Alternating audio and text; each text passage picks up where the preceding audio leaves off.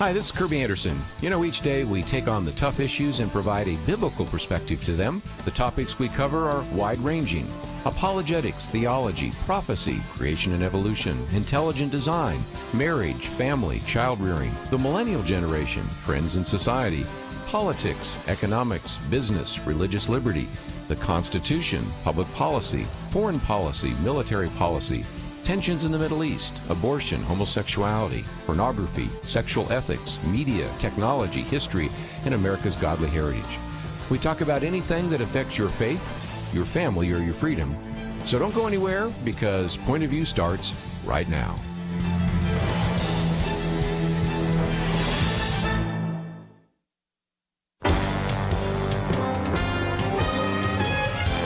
Across America, live.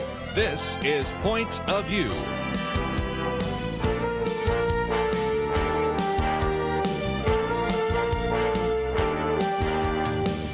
And now, Kerby Anderson. Thank you for joining me. It is our weekend edition, and this is just a great opportunity, as we always do, to go around the round table and hear from a number of our co-hosts, and those would be the ones that you are most likely to listen to most often, Penna Dexter and Kelly Shackelford, and we're going to cover lots of different topics. As a matter of fact, we will get into, of course, that Supreme Court case and whether it will be taken and the lawsuit and all the rest. We'll also get back into the whole question of China spying and how that... This has really been a very bad week for Hunter Biden and for Congressman Swalwell and a number of others. So we'll get into that. And before the next hour is over, we'll also talk about the Jericho March, which will be taking place in Washington, D.C. and a couple of various capitals. So lots to cover. But Penna, if nothing else, I thought I'd start out with something that happened yesterday.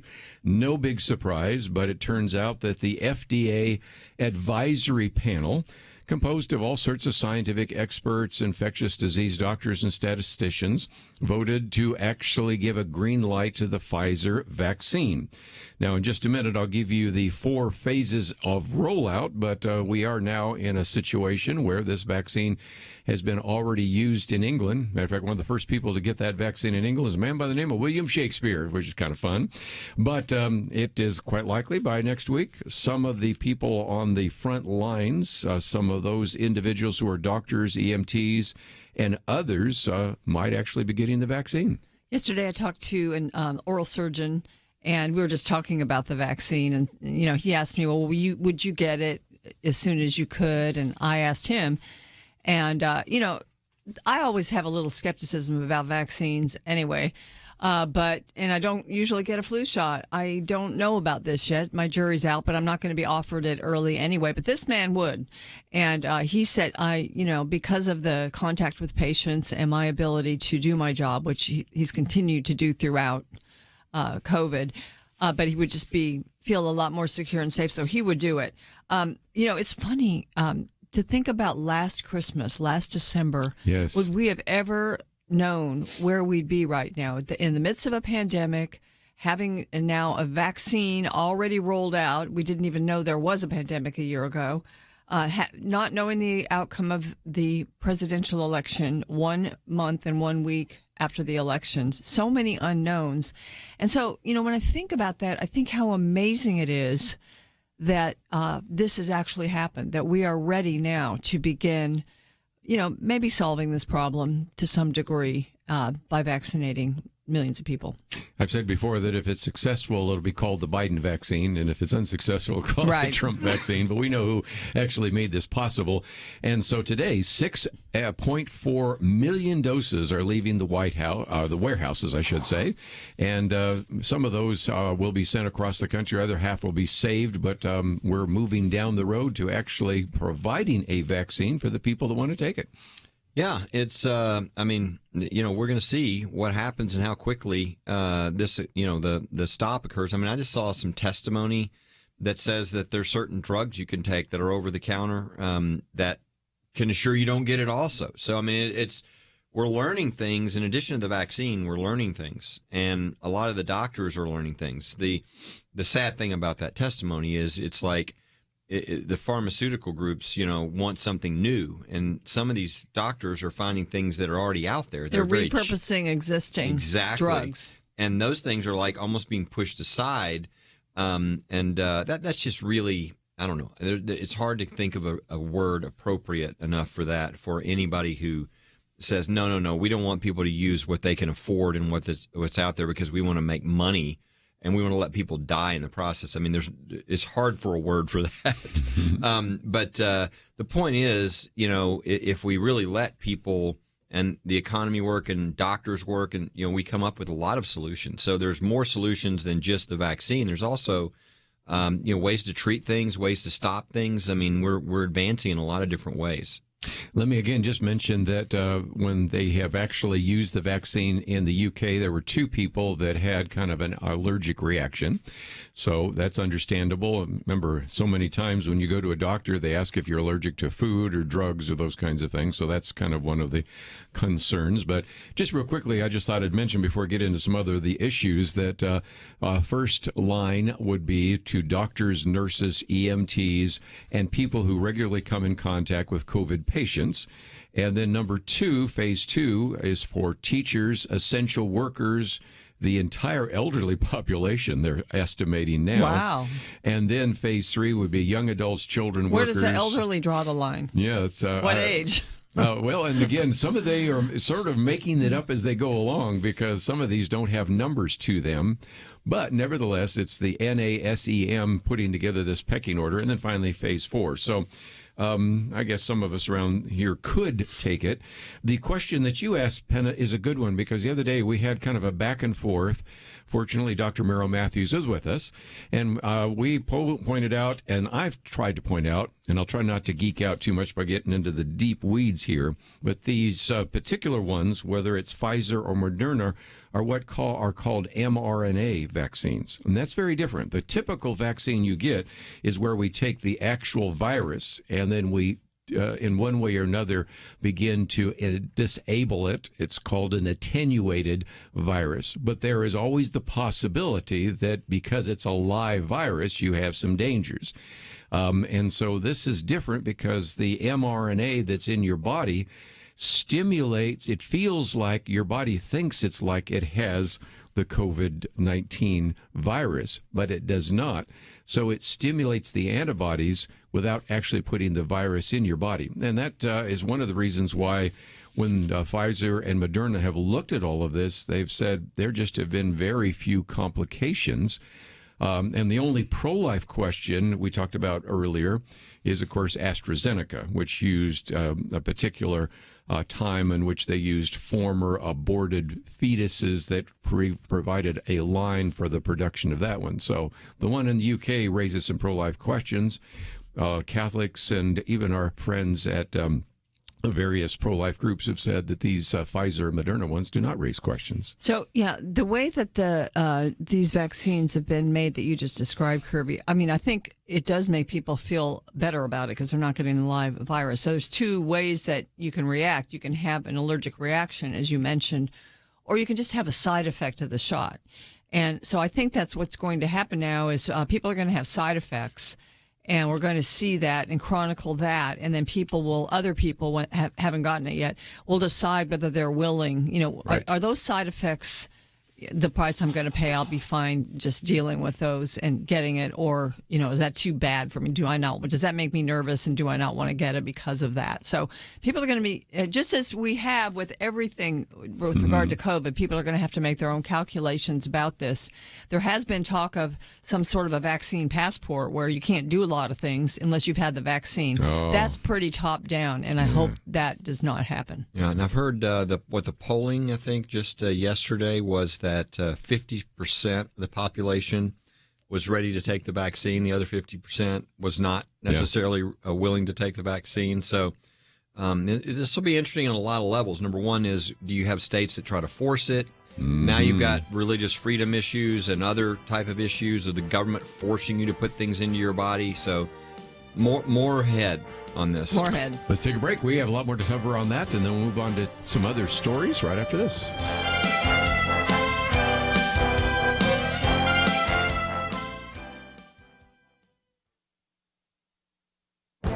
This is Viewpoints with Kerby Anderson.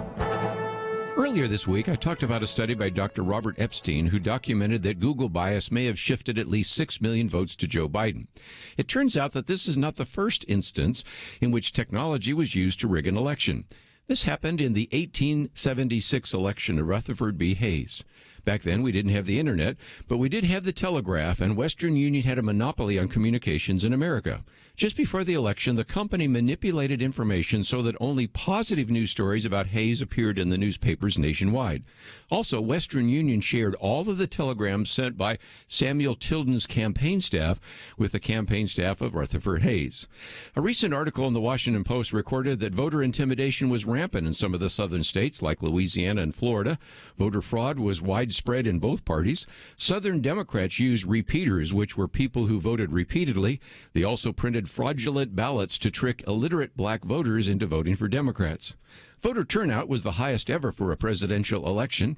In South Carolina, despite voter suppression, the official turnout was 101% of eligible voters. The Republicans argue that Hayes would have won easily if there had been honest voting. Does any of this sound familiar?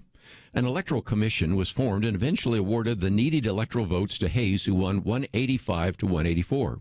Democrats were furious and began a filibuster. There were cries of Tilden or blood, with a news report that a mob would descend on the Capitol to see that the vote count was done correctly. You know, we sometimes think we're in uncharted territory. Actually, something similar happened in a presidential election 144 years ago. I'm Kerby Anderson, and that's my point of view. Go deeper on topics like you just heard by visiting pointofview.net. That's pointofview.net.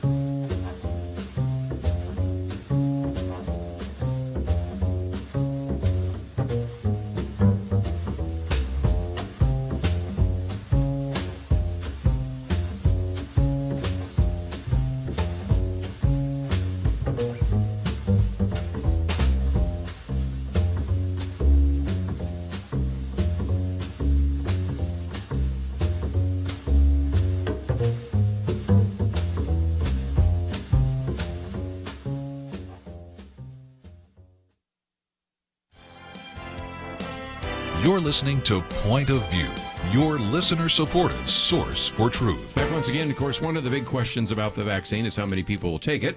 Kelly pointed out those numbers, but I got into those numbers in a little more detail, and we talked about this the other day because only about 30+% of African Americans will take the vaccine.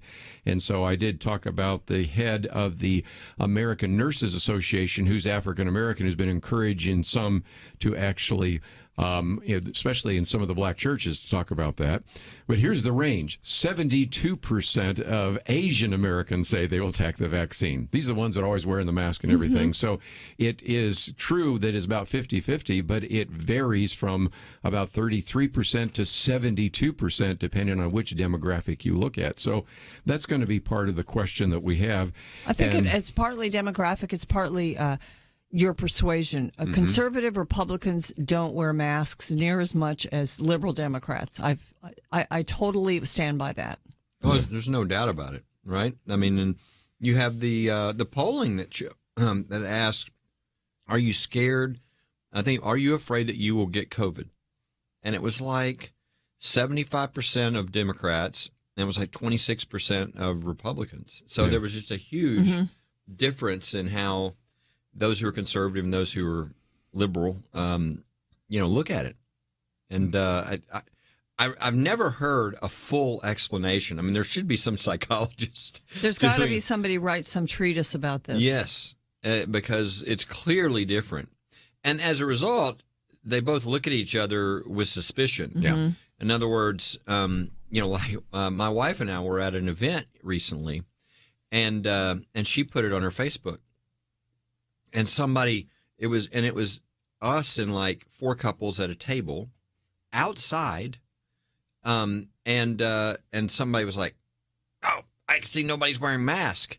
And my wife responded, "It's hard to wear a mask while you're eating." I mean, it's like, so, and Republicans would think, oh, they were only using COVID for political reasons. No, the people were actually terrified when Republicans weren't. And so it's fascinating because it definitely is different and a whole different, fear level of the virus, and which leads to then people looking at each other and going, well, surely they're just like me, and so there must be something else going on when you look at the other side. There's a mask etiquette. I'm not sure what it is yet, because you'll come up to people and some people will be wearing one and others in the group won't. And I always feel like, well, it's polite to wear one if someone else is wearing one, because that means that's where they're thinking. So I'd like to err on the side of protecting them. But then, other people just makes them mad when they see people wearing masks. So I think, hopefully we don't have time before we're done with this mask thing to come up with an etiquette book, Emily Post for pandemics. But I feel that, I have questions a lot of time in certain situations what to do. And then what if somebody wants to hug you? I just hug them. It doesn't really bother me. But a lot of people will be offended by someone wanting to hug them. Here's the big question. And maybe we should open the phones to see if anybody's got some comments. 800-351-1212. What would, if the whole country, every governor had said, we're just going to provide you with the best information about how to be safe, and there were no orders, would anything be different? Probably not. I don't think so. It wouldn't be that different. And I mean, this is the thing that I wish we could get to the bottom of with good, analysis, because if that's true, and I kind of feel like that's true too, we have destroyed so many lives in this country for no reason but panic. And I don't just mean the people that have lost their businesses. I'm talking about the kids that are 7, 8, 9, 10-year-olds that are committing suicide.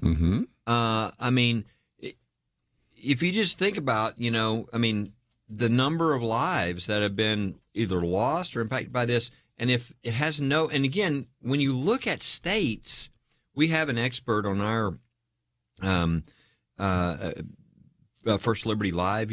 We talked to somebody who looked at the different states and says that there really isn't an improvement from the ones that locked down and didn't. Very true. As far as the difference, and if that's true, if it really turns out true, then South Dakota, which never really did anything, and are there death rates higher than New York and these other? I mean, it's hard to take all the other factors out, like how close people live to each other and all that. But if you could, I think that is the big issue. Is anybody going to learn anything from this? Because we need to make sure that the government doesn't take more power in any situation than they absolutely have to take. And that's what certainly the conservative side is very concerned about, and libertarian, about the power that the government took in this situation, and that many people think was not only not helpful, but was actually destructive in addition to taking away people's freedom. I actually think we would have had not near as much, but some economic damage if the government had not directed closure of businesses. And because I remember at the beginning, before all of that, people were saying, I'm not going to go to restaurants now. I'm not going to go to the store, or, as little as possible. I'll start ordering, and different things people were saying because it was scary. I mean, it was much more scary back then because we didn't know very much. We didn't know how it was passed around. We thought kids gave it to their elders more and by touching and all that. So I think that we would have had economic damage to deal with, but it would have been more nuanced. People would have, everybody would have assessed their own risk, and business owners would have also done their best to protect people, but assess their risk of opening up or not opening up. And, I really do think that people should be trusted to make their own decisions in their best interest. One of the interviews we did a while back was with Dr. Jay Richards, and he, along with Doug Axe and William Briggs, wrote this book called The Price of Panic. And they wrote it because they wanted to look at this cost benefit. And they came in with the assumption that, yes, there probably was some benefit with the lockdowns, but there's all the costs that people weren't taking advantage of and understanding in terms of not just the economic costs, which we've talked about with Stephen Moore, but of course the emotional and even the educational cost that we'll talk about with Penna Dexter's no commentary today. What they found looking at 36 states is kind of back to what Kelly was asking, and that is you can see on the state when they had a lockdown, because a few states did, like South Dakota didn't have a lockdown, Right. but those that did, and then you go back another few, go ahead maybe 10 days and see if it had any impact, and basically none. And so they finally said, we've changed our initial hypothesis, and that is there was negligible or no possible benefit, and the cost was huge. So, that's just one particular book published by Regnery. The other day we talked about Alex Berenson. You may know who he Yes, is, and yes. he's been on the program with us before. And he's having difficulty with Amazon and everything because they won't publish anything. Yes. And so he finally, at the end of this article, because he's definitely left of center, even though I've had him on the program, said, before it's all through, I guess this liberal's going to have to try to find a conservative publisher. And I said, how about going to Regnery? Because, now he's recognizing the liberals around here are just frustrated because the left just shuts down everything. And the liberals used to think conservatives were their enemy. Now the real true liberals recognize the left as their enemy. Yeah, it's really frightening. And that's what worries me about whether we really ever get any good information. Because, science, everything is, I was at I was with Charlie Kirk. I was on his show recently, but before that we were at an event together, and he said something to the audience, and I thought that's very interesting. He said, I know you're like, I don't want everything to be political. He said, but everything is now political. It is. And you can't avoid it. And I'm like, but science shouldn't be political. Freedom shouldn't be, it shouldn't be that there's no free speech, there's no freedom of the press, there's no, people, it's like everybody's lost basic rational thinking that, if you say, because I want my side to win, I want to destroy your freedom, you don't understand that will be used against you next. It's like everybody's lost that we have to have certain principles and freedoms and things, or it's bad for everybody. And I don't understand why everybody has lost this of what this will mean to them, but they have. And we've lost journalism. The other side of this is with the free market. Point of view has never grown greater because they know that Kerby Anderson is not going to say something on the air that he doesn't have the factual data to back up. And to be honest, there's very few people you can trust to do that, right? And so there's a network way.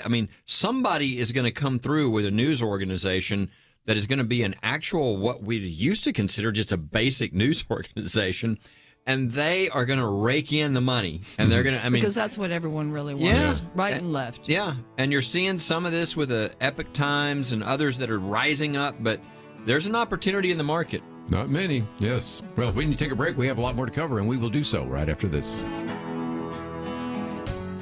I am tired. 2020 has been a hard year for most of us, and though I'm guessing that we're all ready to leave it behind, the reality is that 2021 will arrive with its own set of uncertainties. About the only thing that we know for sure is that seeing every issue, every challenge through biblically trained eyes will be sorely needed. That's what you provide to people all across this nation and right here at home as you support Point of View Radio. People are tuning in. They're listening for longer times than before. It reveals that we're all desperate for fresh, rational, reliable, honest, hope-filled perspectives, and that's what you find on Point of View. Without you, that doesn't happen. But with you, hope will flow and hope will grow. Do your part for hope today at pointofview.net/donate or call 800-347-5151. Keep fighting with us. Give today. Pointofview.net/donate and 800-347-5151. Point of View will continue after this.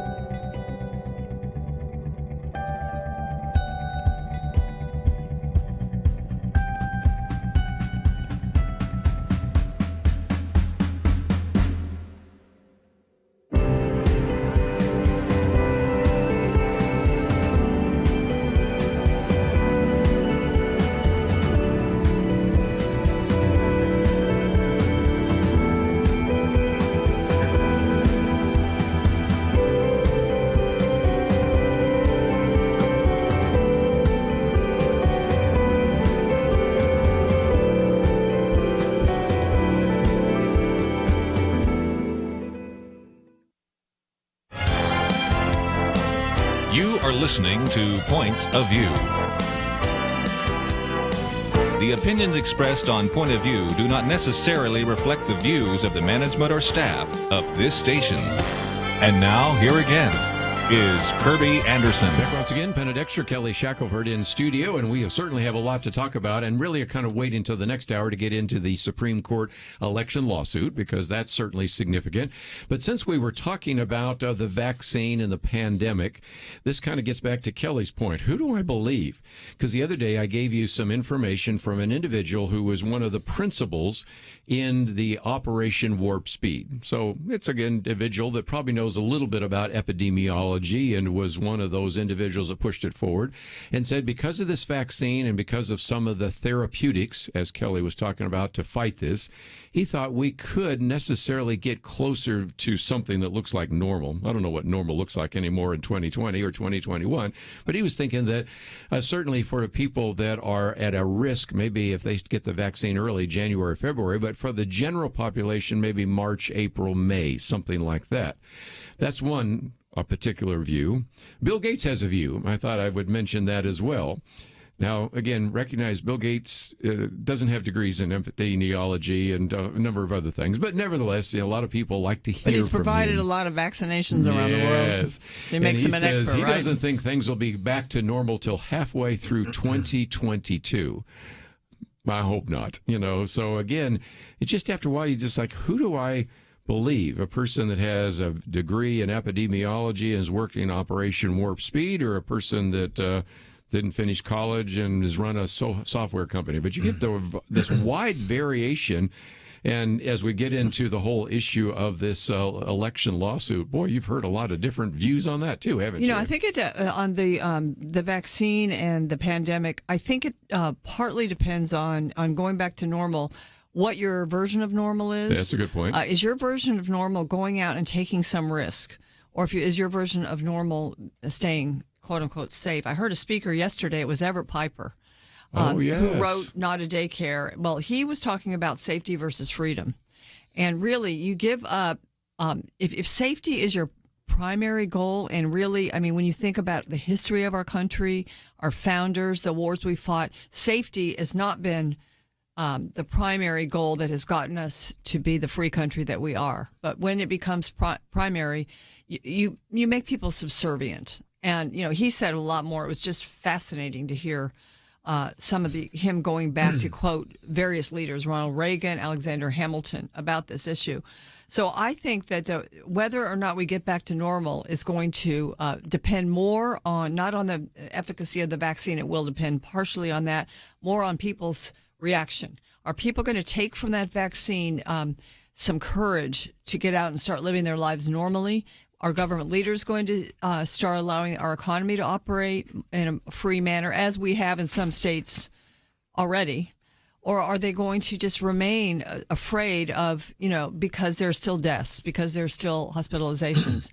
It's going to be our reaction that determines whether we get back to normal or not. I think I haven't seen anybody write on this, and somebody should, because I think if everybody has forgotten how this thing started, when we started at the beginning, the only reason for lockdowns and all of this stuff was not to prevent people from getting the virus. It was because we've got to make sure we have enough PPE. We've got to make sure the hospitals are not overwhelmed. Mm-hmm. The idea, if you go back to what they said, most people are going to get this, is what everybody said. So we're not trying to keep everybody from getting it. We know we can't. And, you don't quarantine everybody to not get it. You quarantine sick people, okay? And so the idea was, this was just a short-term thing that was going to be there to make sure that we could ramp up on our PPE and our hospital preparation and all that. And somehow that narrative got lost, and now it's all about nobody getting the virus. And, again, I think our whole mindset before we started here was never to do that. But now it's kind of become part of the thinking of the culture is, oh yeah, that's what we're doing. When everybody at the beginning said, well, that's nonsense, that doesn't work. And then, of course, again, I think we're seeing that it doesn't work. The lockdowns don't work in keeping people from getting the virus. And so they're destroying all these businesses and lives and et cetera for no reason. But everybody's forgotten how we started. It was 20 days to slow the curve. It was, we're going to slow the curve. But the reason was because you couldn't do this all the time. The reason was because we weren't sure the hospitals could handle it. We didn't have enough PPE. And again, people hate Trump, and so they don't want to give him credit for anything. The one thing that people should, if they were being fair, that they should give credit to Trump for is he's a business guy. And so he's all about getting rid of regulations and having businesses do things versus the government doing it. So he went to all these businesses and they started producing, and he twisted some arms of some of these businesses. And they started producing PPE, and all of a sudden they had hospitals that they could set up all over the place. And so that was done and that was taken care of. But instead of, hey, and I could see Trump doing this, going to the microphone saying, we said we were going to make sure and have the hospital, plenty of hospital beds, provide all the PPE. No one has died in this country because there was not enough PPE. There wasn't a place at the hospital. I have fulfilled my duty. We're now stopping all these lockdowns, and we shouldn't be having any of these lockdowns. That would be a totally different thing, but that's not what's happened. Now everybody expects the government to, provide the safety. And again, I think Penna was talking about this, but it really goes against what America's about. It's not about the government. I mean, now we're kind of in Europe or somewhere else even, where the government is making our decisions for us versus the South Dakota approach that says, we're going to give you all the information, but you have freedom and liberty to do really stupid stuff and put yourself in danger. And that's our responsibilities on you. Protect yourself. We think you'll protect yourself better than the government will. And the honest answer is that's exactly true. When this came along, as Kelly said, there was the idea that we're going to maintain the capacity to take care of people. This was such a perfect opportunity for the left that they did not look twice. They went ahead and took the opportunity, and I think that was part of the messaging in amassing their own power because they saw this opportunity for the election, for the mail-in voting was one thing, and then to shut down capitalism, to decrease capitalism and people's reliance on it, and to shut down religion, which is an enemy they think is an enemy. So they took that opportunity, and then also to critique Trump, of course, and his response. I mean, it was great bludgeon for him. And then what happened was all of that, and the media was on board, created fear among the populace. And then you have people that are Republicans and conservatives who are governors, and they're looking politically, which way do I go? They're not even thinking as much about the science. They're thinking more about, well, what are my citizens of my state? Where do they stand? I'm going to go with them. We're kind of familiar with that happening, aren't we? So I think that's where it went, and it was just one of those things that came together. It was like a perfect storm. It was just perfect for the leftist goals, and now we've got to unwind that. We conservatives have to figure out ways not to let some of this stuff become permanent. Yeah, it's. Obviously, we're in the midst of an attempt to reset the power of government and versus the power of the people, and we'll see how that's done. I mean, thank goodness that one of the things we did is get Amy Coney Barrett on the Supreme Court, because now some of that resetting, at least on the court, is going back to our constitutional freedoms. We have the church cases, the Brooklyn decision out of New York on behalf of the Catholic Church and the synagogue, but really on behalf of all churches. We've got a case sitting there right now for an emergency motion on behalf of Christian schools. We're hoping the court is now resetting at least. No. The government does not control our churches. They don't control our people. The government has a right to certainly do things for public health, but they don't have a right to do things that are irrational, that are discriminatory, and that take away people's fundamental rights. But we're in the middle of that battle. I mean, we're in the middle of whether the American people want to give up their freedoms. And, I'm reading I know you had Rod Dreher on, or is it Dreher? Dreher on Live Not by Lies, which is a great book. And one of the things he talks about is in these Soviet Union and in Poland, these places where communism took over, people make a decision that, their comfort and their, is more important than their freedom. There you go. And that's we're in that process now of deciding that as a country, and it's up to us. And again, the key element, if you read that book, in avoiding that is the church and believers who refuse to live by lies and instead insist upon standing for the truth. Let's take a break, and maybe we'll talk about Elon Musk and capitalism right after this.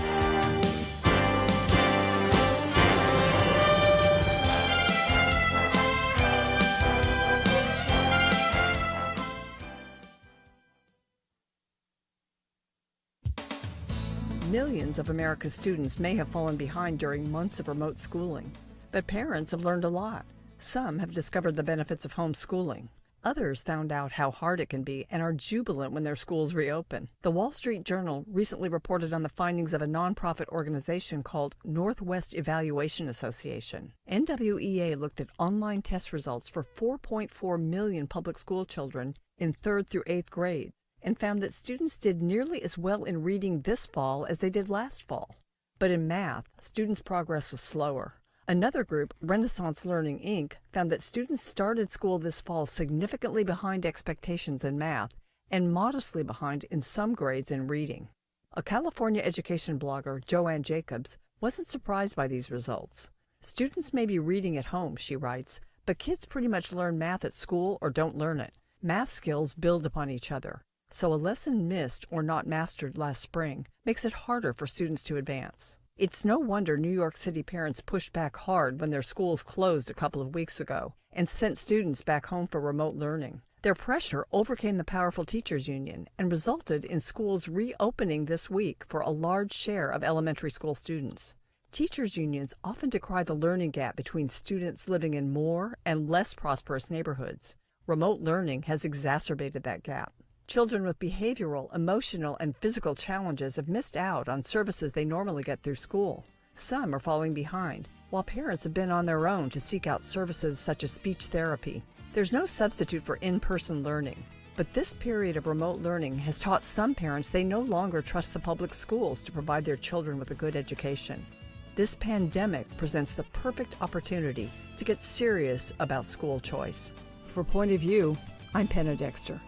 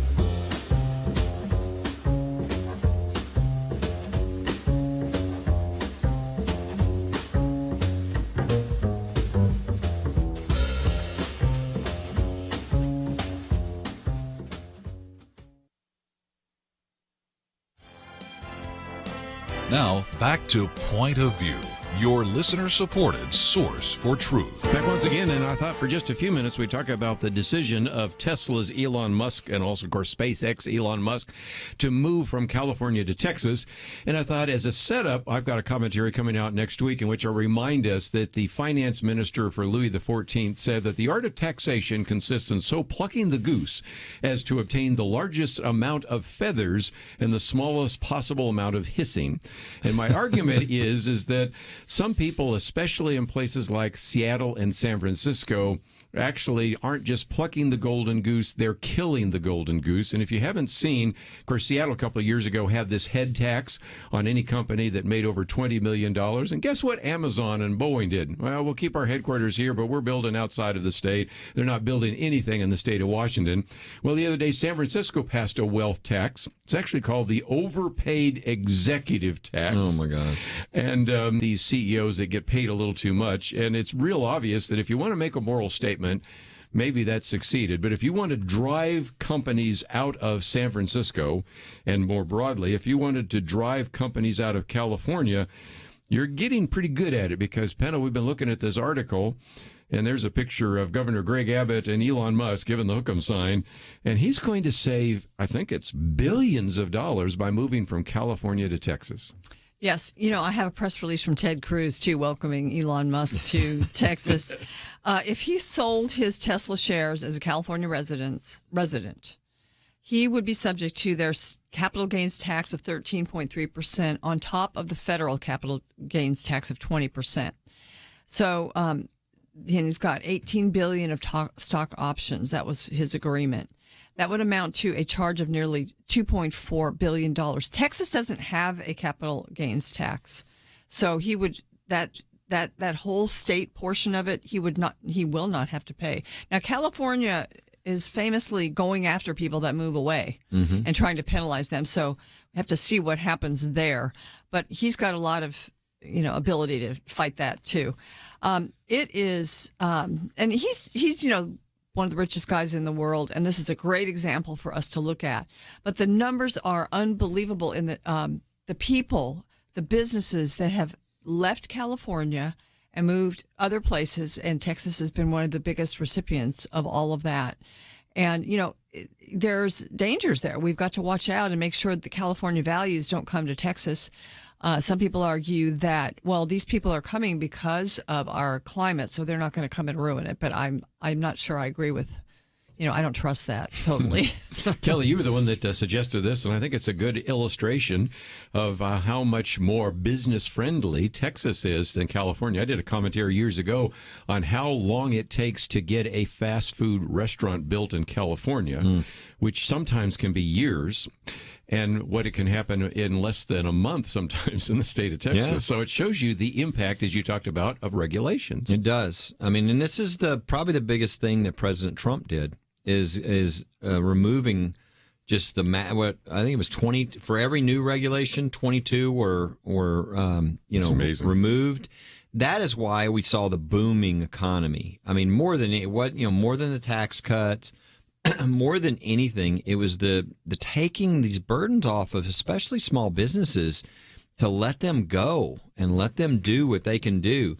This is a great example. I mean, California is such an incredible place. It's beautiful, right? I mean, it's got some of the prettiest places in the country. And yet it used to be the land of opportunity like Texas is now. And it's dying because of their outrageous left-wing, policies where they're not only driving businesses, they're driving churches, right? I mean, they're shutting down churches right now. They're engaging in really it seems like I talk to somebody every week who is newly moving out of California. And so it just shows how these policies, have an impact. I mean, what's so amazing to me is that the people, don't seem to get it. I mean, California keeps going down in population every year, people moving out. And these other states that have much more friendly tax policies are always going up. And you've seen those charts before, but they don't seem to care or learn. And so what happens is the tax burden gets higher and higher and higher on a smaller number of people. And so more and more people go. Yeah, you have really, really wealthy people that love California. They can afford to stay there, and they stay. And then you have they have just a huge welfare state there in California, and that's what the whole country could become if we, it's kind of like looking at California and seeing if the left actually takes over. If we lose the Senate, for instance, if the Senate becomes evenly divided or controlled by the left, will look like California a lot more. One thing that's helped our economy is the deregulation of business under Trump. And California is just famous, as you said, Kerby, for his regulations. And comes from Chuck DeVore of Texas Public Policy Foundation, who was actually in the California Assembly and served there. Once he left office, I think he was in the aerospace industry also. And, of course, they've killed that off out in California. He came to Texas, and now he writes and amasses statistics. And he said, criticizing the regulatory climate there, you have a forest of redwoods and the little trees can't grow. And Elon Musk said California should just get out of the way of the innovators. That's what free market states try to do. They try as much as possible to get out of the way. They don't even, Musk was saying, you don't need to try to bring me in with tax breaks that much. Just get out of the way. And, business will thrive in your state. And the other part of this, certainly personally for people that come to Texas, is that there's no state income tax. Right. That's a big one. No state income tax. That saves a lot of money for everybody, not only for the owner of the company, but for everybody who works for the company. And so, that's a huge deal. Of course, in Elon Musk, you also got no capital gains tax. You've got all these other things. I know a lot of people who are in California, but they're all in California less than 6 months because they want to make sure that they don't have to be a resident there. They're a resident somewhere else, and they might like the climate and wherever they go. But California is pushing people out of the state in droves. The other thing it's doing is it's affecting the society, because what you usually have is a middle class that's large. And California has actually almost become like this double hump dromedary camel. Victor Davis Hanson's talked about this on this program before. You've got this very rich coast of California, which is Silicon Valley all the way down to Los Angeles. And then you've got the interior of California, which is oftentimes very poor. And in some cases, as he's pointed out, almost looks like a third world country. It looks like Mexico. And so as a result, you got those people that are going to be on the welfare system, and they're there illegally, and they're actually given all sorts of benefits and things like that. And they're supported by that small group of individuals that are very wealthy, like Hollywood, Silicon Valley, and all the rest. But that's only going to last so long. And it brings me back to what San Francisco did the other day. Well, let's see if we can just make sure that we will make any of these, quote, overpaid CEOs pay more. What's going to be the obvious impact of that? There are going to be more and more of them saying, well, I don't need to live in San Francisco, and you actually make the problem worse. And so you see this in New York, you see it in California, you've seen it in a number of places where the governors are doing all they can to try to force people to pay more, and that just drives more of them out of the state. And what about the techies who have to work from home now? They work in Silicon Valley, they earn a big income.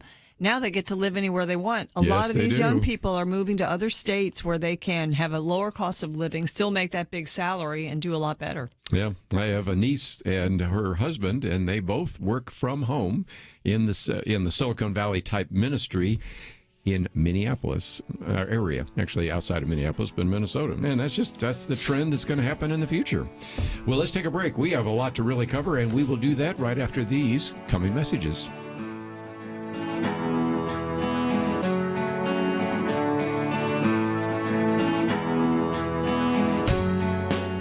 We live in a digital generation.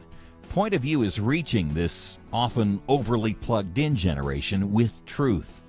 You can keep up with us 24 hours a day using your phone, your tablet, your laptop, or your desktop. Search for the Point of View Radio Talk Show on Facebook, where you can keep up with today's issues, learn about current and upcoming guests by liking us on Facebook. Also, follow us on Twitter. Our handle is @Point of View RTS. That stands for Point of View Radio Talk Show. Learn, interact, make a difference with Point of View using new media. And here's one way you can make a big difference. Help us increase our reach by spreading the word among your friends. Share a Facebook post. Tag us in a tweet. With enough joining us to plant seeds, we'll see a tremendous harvest. Come on, it only takes a minute. Search for Point of View Radio Talk Show on Facebook, @Point of View RTS on Twitter, and subscribe to the Point of View Radio Talk Show channel on YouTube. Learn, interact, share. The Point of View Radio Talk Show. Point of View will continue after this.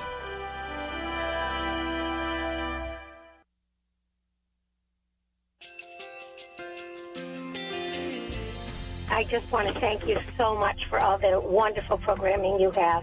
You're just absolutely fantastic. I recently started listening to Point of View, and I really found it interesting because of the different subjects you cover. Thank you for that. I really appreciate everything that you do in keeping us informed. Thank you, Kerby, for everything that you've been doing. I appreciate all the work that you're doing, advocating for the Word of God. Thank you so much. Point of View, I think, is absolutely necessary because it's a Christian perspective, a biblical worldview perspective, and receive very current, up-to-date information about what is really going on, week to week in our culture, which is changing so rapidly, and yet it's morally sliding backwards. Yeah, I'm just, first of all, I thank you guys. Y'all's program is wonderful, and enjoy it every day. I learn so much every time I listen to it. Point of View Radio Talk Show.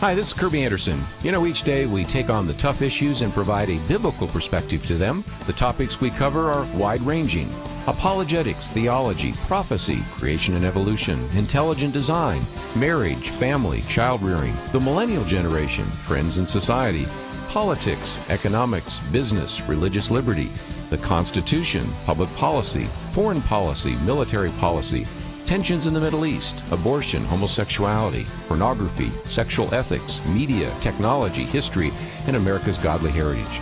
We talk about anything that affects your faith, your family, or your freedom. So don't go anywhere, because Point of View starts right now.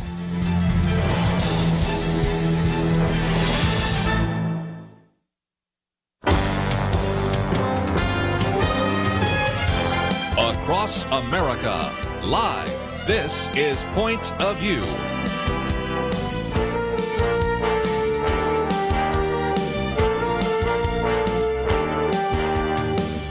And now, Kerby Anderson. Thank you for joining me. It is our weekend edition, and let me just start off by saying Happy Hanukkah, because we're in that season now. Merry Christmas, of course, the time of Advent, and in just a few minutes we're going to be talking about religious liberty and some of the things that have been happening, and we have, of course, as we oftentimes do, have Penna Dexter and Kelly Shackelford in studio.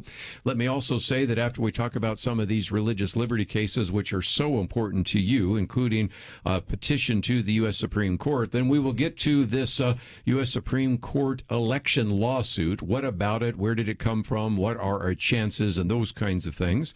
Then we've also posted an article about the cover-up of Hunter Biden. Now, all of a sudden, the Biden campaign is talking about it, and yet we were not even allowed to mention it just a few weeks ago. China spying is on the issue as well, because there is a lot more that we've learned in that regard. And before this hour is up, we will also spend some time talking about what is called the Jericho March with one of the co-founders of that. And again, as I've mentioned, Kelly Shackelford and Penna Dexter, and as we always like to do, some of these issues of religious liberty are front and center. They are. And, you know, it's interesting because all during the pandemic, we've been talking to Kelly and other attorneys from First Liberty Institute about the battles that have been fought to open churches. You know, when churches start closing or being told to close by governors and other officials. And so, you know, some of those battles lately, we've had some good news on some of those. We're going to talk about some today. But there's another side of that coin. And it was highlighted in the Wall Street Journal today in an editorial by Catholic. Is it a bishop, Kelly? I think it's actually just one of the editorials. Speaking to Catholics. Yeah, he goes to a Catholic parish, but it's a powerful. It's really a powerful editorial. The title I love. It says, "No more Mr. Bishop Nice Guy." And he basically says, look, there's no evidence that the church is causing the spread of anything. In fact, they're more careful. And yet what's happening is the younger people, especially children, everybody else is being swept out of the church. And the only people in the parish now are really older people, which is the opposite of who is in danger. And he talks about the danger to the church. And there are a lot of great, great quotes in here. But I'll go to the end because I think it's powerful. There's no evidence that the virus is spreading in the churches. So my message to the bishops is this: show some backbone, open the churches, get rid of the sign-up sheets, no more roped-off pews, no more 25% capacity. Call the faithful, young and old, to communion. Let civil authorities try to shut it down. Chain yourselves to the altars if necessary. Be the heroes we need you to be. The alternative is subservience. The alternative is empty pews forever. The pandemic generation may never come back. Wow. That's how he ends. So it really is a powerful response to what has been incredibly abusive behavior by these judges. Not the judges, the governors. And then some of the judges have been allowing this to occur. Fortunately, the Supreme Court stepped in right before Thanksgiving because we have Amy Coney Barrett on the court now. But we're in a fight right now for the future of the church and whether people will be going to church because habits are being broken, especially in the younger crowd of the country that, as he's making the point, these habits might not come back, and there's no reason for the church to not be standing up. I think one of the saddest things is not really making wide accommodation for families and for children, because first of all, it's putting them in childcare or in Sunday school, probably one of the safer things. I mean, we've already learned that about schools. Mm-hmm. So doing that allows then the parents to come back. Mm-hmm. And, we need our children. One of the things mentioned in the article is we need our children for our Christian not just Catholicism, but evangelical churches. And, sometimes you can't, if you have to make a reservation, you can't get in because they've spaced things out so much. And I don't know whether I want to argue with that or not, because some people feel a lot safer that way. But I think now our pastors need to begin to show courage, because if they're showing fear, that they're not going to have courageous parishioners. I mean, maybe they'll have a few, but parishioners will follow their lead, and that could have devastating consequences to the church. Now, I think most churches, maybe many churches, have had financial issues throughout the pandemic. I don't really know the stats there. I know that there are a lot who have done fine. Their giving levels have stayed the same. The people have been online and they've still been giving, but I don't think that continues if you're not going. If we're going to go into, as Bill Gates has said, and we mentioned earlier in the first hour, if the changes in our culture and society are going to go on into 2022, I mean, are people still going to continue giving to their churches when they're not going? And, there's just something about meeting together. It's commanded in the scripture. Many of the sacraments in Catholic churches, you can't take the Eucharist. And in my church, the Anglican church, that's a part of every Sunday service. It's a very important part. So that's why my Anglican church opened up very quickly and early, because people really wanted that, at least a segment of them. But this communication of, we've got to be safe, safety over freedom, it's a dichotomy, something we need to be, I think, discussing and looking at, because the church, to remain healthy, the church is going to have to lead on this. And some are, but many are not. Yeah, I mean, look at what you're doing right now. I mean, are you going to the Home Depot? Are you going to the grocery store? Are you? I mean, just keep going. Think of all the places you go. You really think the church can't be safer even than those places? And they don't have to be. There's no fundamental right to go to the Home Depot. Okay, there is a fundamental right that people died over to go to church. And the idea that somehow it's not safe in the church for 1 hour on Sunday, but it's safe just roaming in and out of every other place because those are essential and your church isn't, that's offensive. And it's time for people to stand up and say, I'm not having any part of this. And thank goodness for the pastors who are. I mean, if you look at this Supreme Court case that was won out of New York, I mean, that parish, that priest or bishop, I don't remember which one, I think it's a bishop, they were being applauded as the model for how to do things safely.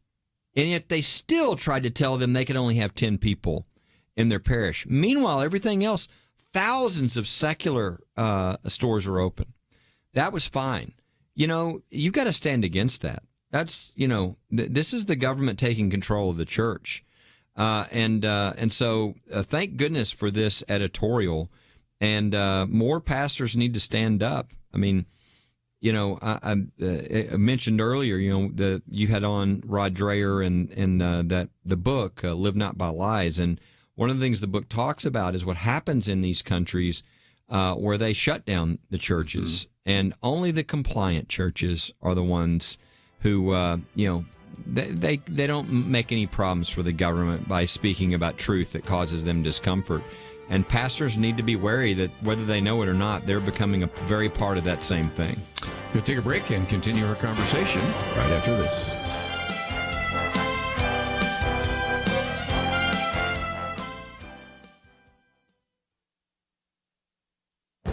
This is Viewpoints with Kerby Anderson. Earlier this week, I talked about a study by Dr. Robert Epstein who documented that Google bias may have shifted at least 6 million votes to Joe Biden. It turns out that this is not the first instance in which technology was used to rig an election. This happened in the 1876 election of Rutherford B. Hayes. Back then, we didn't have the internet, but we did have the telegraph, and Western Union had a monopoly on communications in America. Just before the election, the company manipulated information so that only positive news stories about Hayes appeared in the newspapers nationwide. Also, Western Union shared all of the telegrams sent by Samuel Tilden's campaign staff with the campaign staff of Rutherford Hayes. A recent article in the Washington Post recorded that voter intimidation was rampant in some of the southern states like Louisiana and Florida. Voter fraud was widespread in both parties. Southern Democrats used repeaters, which were people who voted repeatedly. They also printed fraudulent ballots to trick illiterate black voters into voting for Democrats. Voter turnout was the highest ever for a presidential election. In South Carolina, despite voter suppression, the official turnout was 101% of eligible voters. The Republicans argue that Hayes would have won easily if there had been honest voting. Does any of this sound familiar? An electoral commission was formed and eventually awarded the needed electoral votes to Hayes, who won 185 to 184. Democrats were furious and began a filibuster. There were cries of Tilden or blood, with a news report that a mob would descend on the Capitol to see that the vote count was done correctly. You know, we sometimes think we're in uncharted territory. Actually, something similar happened in a presidential election 144 years ago. I'm Kerby Anderson, and that's my point of view. Go deeper on topics like you just heard by visiting pointofview.net. That's pointofview.net.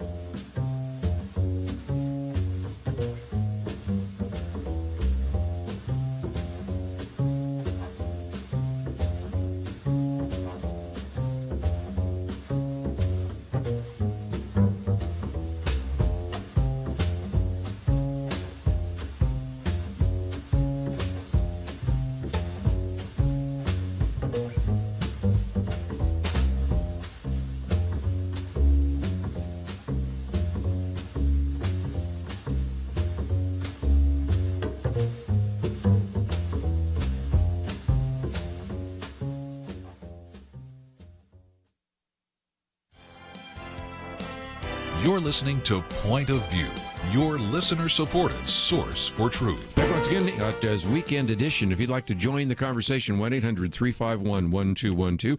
First article we've posted is actually from First Liberty. About 38 U.S. senators urged the U.S. Supreme Court to protect the right of religious schools in Kentucky to meet in person. It seems like every time we turn around, Penna, we're talking about Kentucky. Then we're going to get into this whole Supreme Court election lawsuit, and in a few minutes later, we'll also spend some time talking about this Jericho March that will be happening not only in Washington, D.C., but in the state capitals of many other states. But let's get into this issue of religious liberty in a little more detail. Kentucky has been sort of ground zero for a lot of religious liberty issues during this time of COVID. And this one, a federal district court judge actually granted a preliminary injunction against the governor, Andy Beshear's executive order. And get this, we've just been talking about churches and opening them. Well, this order prohibits private religious schools and other schools from holding in-person classes for grades K through 12. Now, First Liberty, Kelly's the organization that Kelly heads up, is actually representing a Christian school, Danville Christian Academy. So, Kelly, tell us where all of this stands right now. Well, this is this Governor Beshear is really a piece of work. He's the guy that tried to, was part of, he and the Louisville mayor were a part of this, not allowing drive-in services and saying they're going to send police officers to look at license plates in the parking lot and all this. So we've actually won a number of cases against him already, but this is a big one because what they've done is, what the governor has done is he has shut down the Christian schools.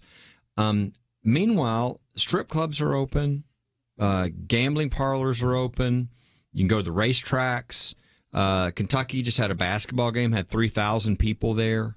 That's okay, but Danville Christian School, where you want to place your child in a classroom with maybe 12 kids and where everything is safe and socially distanced, they've got every safety, temperature checks, the whole deal. That, you can't allow that. Now, the problem with this is there's not a fundamental right to go to a Kentucky basketball game, but there is a fundamental First Amendment right for you to raise your own children, including to put them in a Christian education and for them to learn about the faith and other things through their religious lens. And if the government is going to shut that down, it better darn well have some pretty strong evidence. And not only do they not have evidence, the evidence is that they're discriminating. And so we got an injunction. And what I love is the Attorney General of Kentucky, Daniel Cameron, joined us in suing his own governor. Love this guy. He's just a great guy. He did so on behalf of all the Christian schools and religious schools across Kentucky. We won at the district court. At the Court of Appeals, it was an emergency quick appeal by the governor, and we've got a bad panel, and they said we're going to stay the injunction for now. So we went to the Supreme Court on an emergency, and it goes to Justice Kavanaugh. And so Justice Kavanaugh has this now in his lap. Now, he said, I want a response from the governor by Friday of last week, which has happened. And we filed a reply, I think, 2 days ago. And it's just clear to me this is blatantly unconstitutional, and we're waiting on Justice Kavanaugh. So I would encourage, Point of View listeners, pray for Justice Kavanaugh, pray for this case. Right. There's obviously another big case, the election case coming their way. That's true. But this case will affect, obviously it'll affect our client, Danville Christian Academy, but it'll also affect all the Christian schools across Kentucky. But Yes, it really will set a precedent for every school. Yeah, just like that New York case kind of put the stake in the sand on behalf of churches. This would do that on behalf of Christian schools across the country. That would really send a signal to the governors. You can't discriminate and shut them down and have all these secular things open. And what is so odd is, this is when Anthony Fauci, of all people, said, close the bars, open the schools. So it's like the very opposite. They're trying to close the Christian schools. And I just think about this. They're telling you your 12-year-old son can go to the movie theater, can go over to the gambling parlor, can go into the racetracks, can, go anywhere. But the one thing you can't do is you're not allowed to send your child to a Christian school. It's just insane. And so I would encourage people to pray for that, because that decision could be really impactful. And it could come down today. So we're waiting on Justice Kavanaugh, who is the justice that covers that circuits on emergency motions. So I loved that 38 U.S. senators filed an amicus brief in this case. That's pretty, including pretty McConnell, cool. the majority leader, who is in Kentucky. Yes. Yeah. So very good. So that's that first article. I want to get to the second article because it's kind of a setup for what we'll be talking about in just a minute. And this is a very good piece that Penna, you suggested, by Hans von Spackowski. He's been on the program with us before. If there's anybody that understands elections, it's a man who is on the Federal Elections Commission.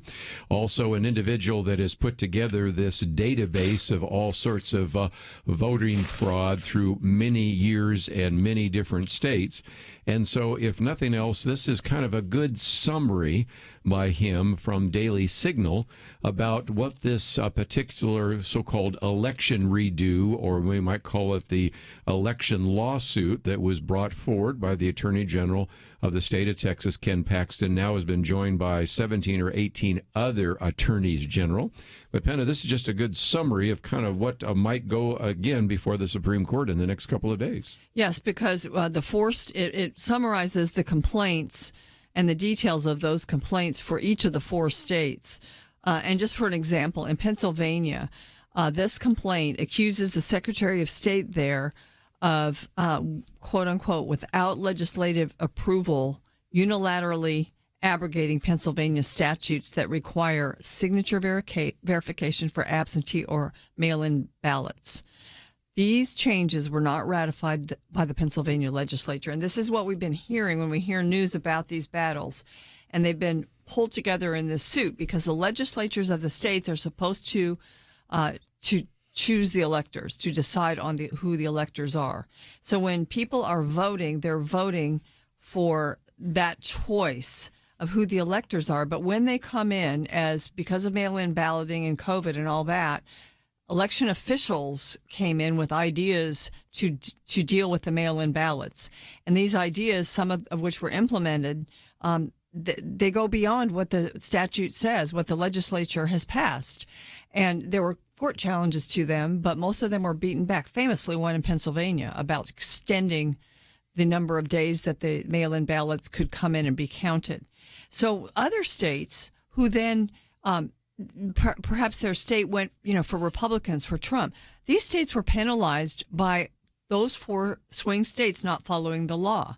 And so it's hurting the other states, and you're allowed to sue other states when you're harmed by the other state. And that's why this is happening. Now, it's being called a Hail Mary pass and a long shot and all of that, and it may be.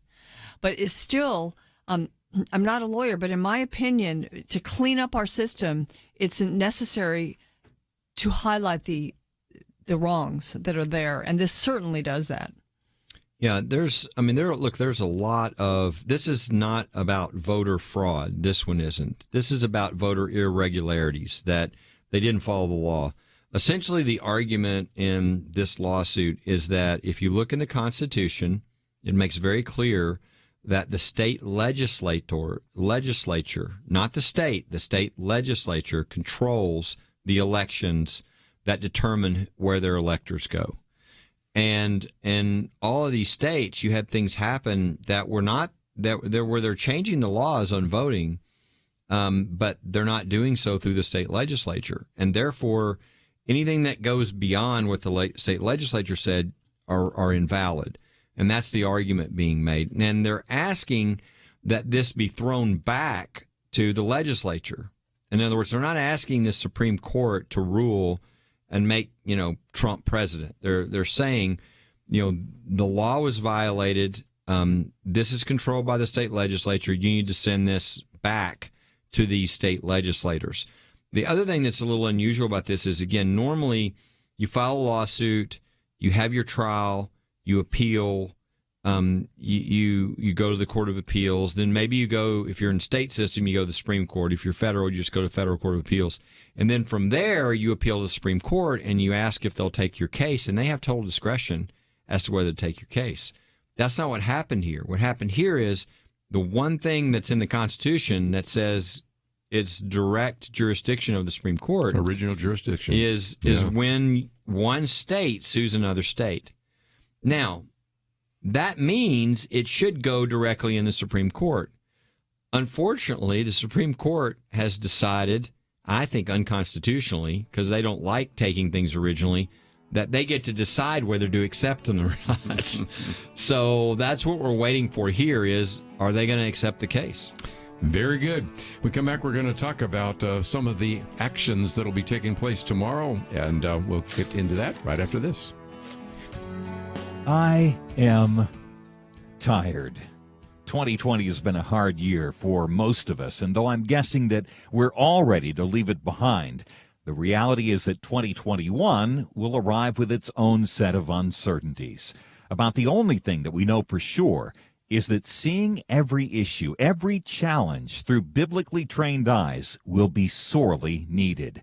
That's what you provide to people all across this nation and right here at home as you support Point of View Radio. People are tuning in. They're listening for longer times than before. It reveals that we're all desperate for fresh, rational, reliable, honest, hope-filled perspectives, and that's what you find on Point of View. Without you, that doesn't happen. But with you, hope will flow and hope will grow. Do your part for hope today at pointofview.net/donate or call 800-347-5151. Keep fighting with us. Give today. Pointofview.net/donate and 800-347-5151. Point of View will continue after this.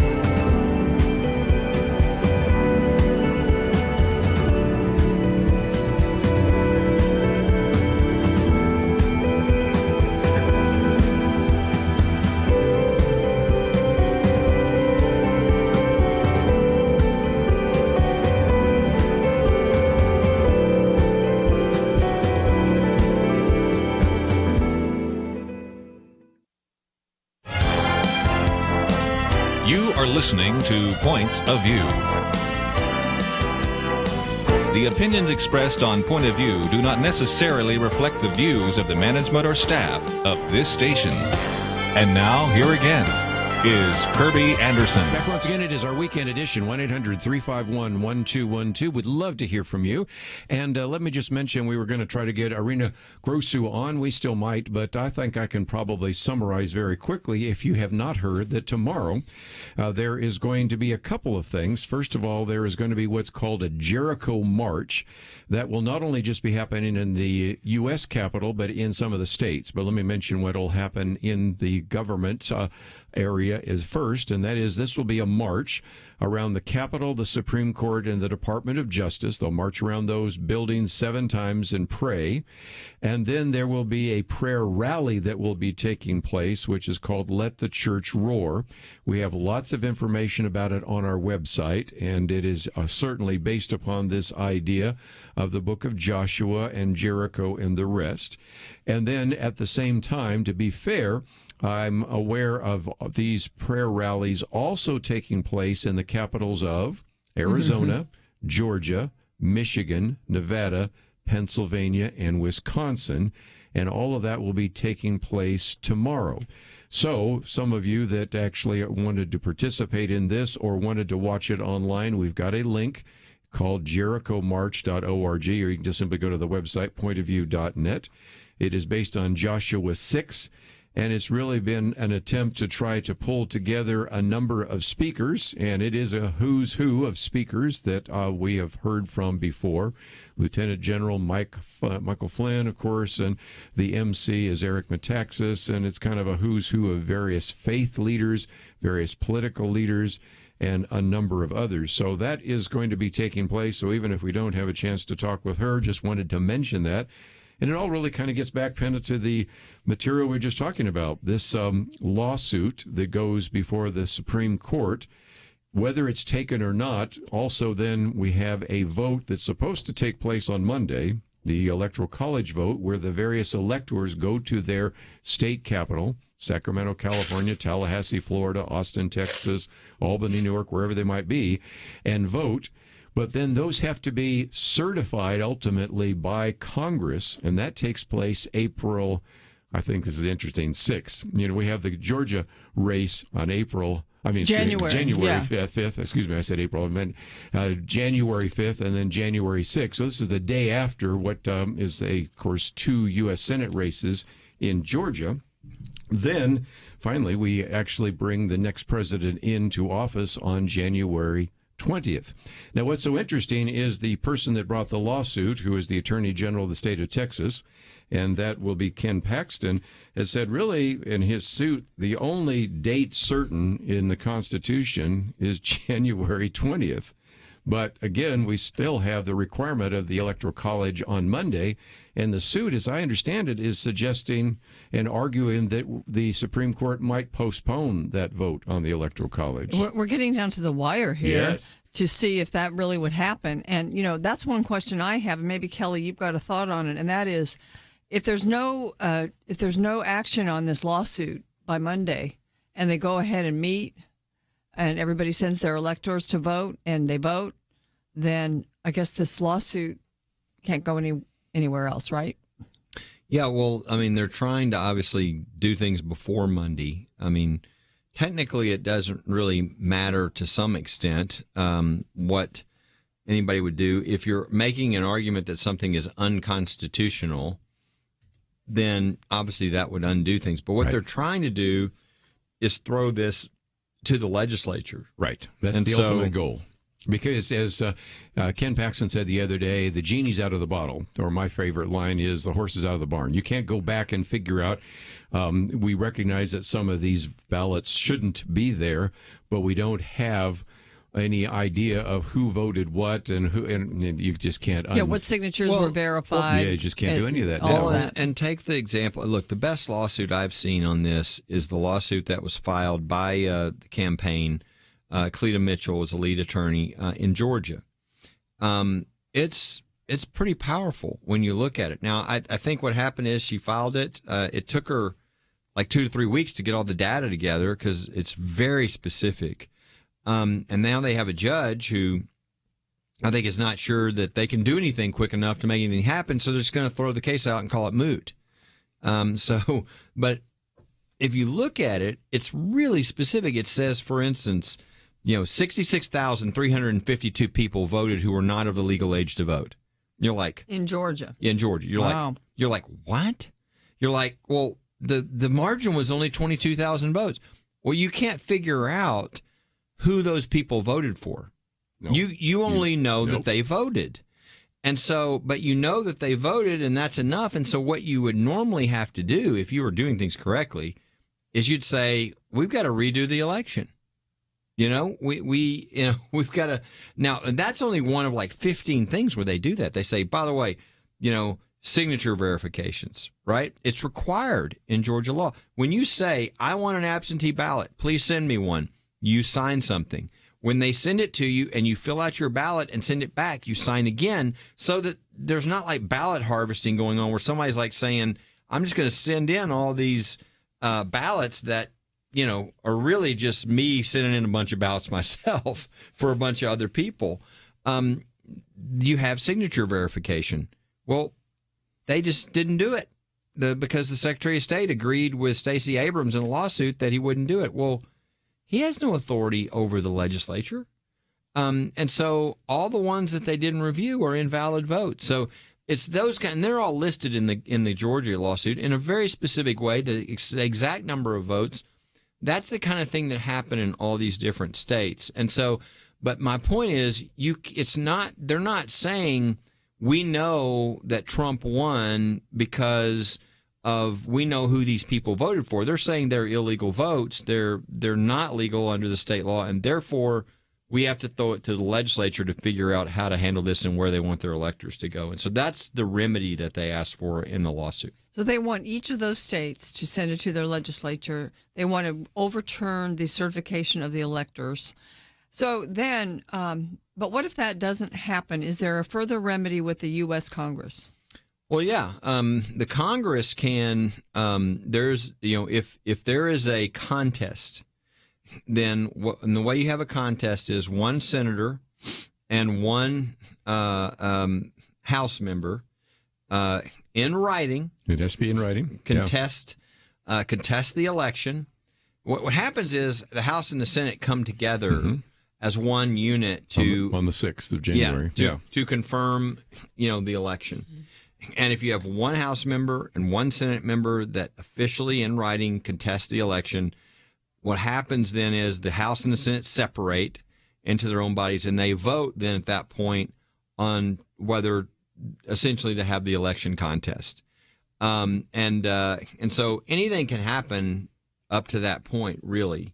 But that's not going to happen unless there's something that provides a lot of sort of credibility or proof before then. They're not going to say, well, I don't like who got elected, so I want to contest and I want to overturn it.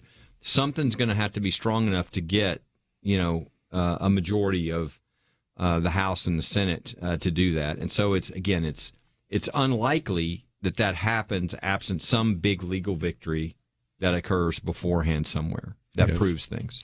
I had somebody call in the other day and say, well, what do you suggest? And I said, well, I'm not sure that this will be taken by the Supreme Court, but we'll see. And I'm not sure that anything happens once on January 6th that they actually separate and come back and change anything. But I think, if nothing else, it illustrates what has to happen in the future, because this, I think, Penna and Kelly, and I'll come to you, Penna, is longer than anything. If you go back to this article we've posted, the second article by Hans von Spackowski, he just gives you a brief summary of what is a 41-page complaint as well as a 35-page brief of just some of these examples, and you go through them in Pennsylvania, Georgia, Michigan, Wisconsin. You mentioned Georgia. Let's take Michigan since we have listeners up there. Secretary of State changed the statutes requiring signature verification. Well, okay. Wisconsin, we have a few listeners up there as well. Without the permission of the legislature, the elections commissions weakened or did away with all sorts of security procedures. And in a few of the states, you actually had local officials changing the rules and regulations. Some of this is, of course, happened for years because people say this is not new. I said, no, it's not new at all. But because up until fairly recently, and by recently I mean since 2000, we've had pretty significant victory margins. It hasn't been too important. But if you remember 2000, those of us around the table remember that just 537 votes elected George W. Bush over Al Gore in Florida. And then we look at just the election. If you just move about 70,000 votes 4 years ago, same thing. Things have changed. And this time, less than 50,000 votes. All that illustrates why voter fraud is so important. We'll come back, talk about that right after this.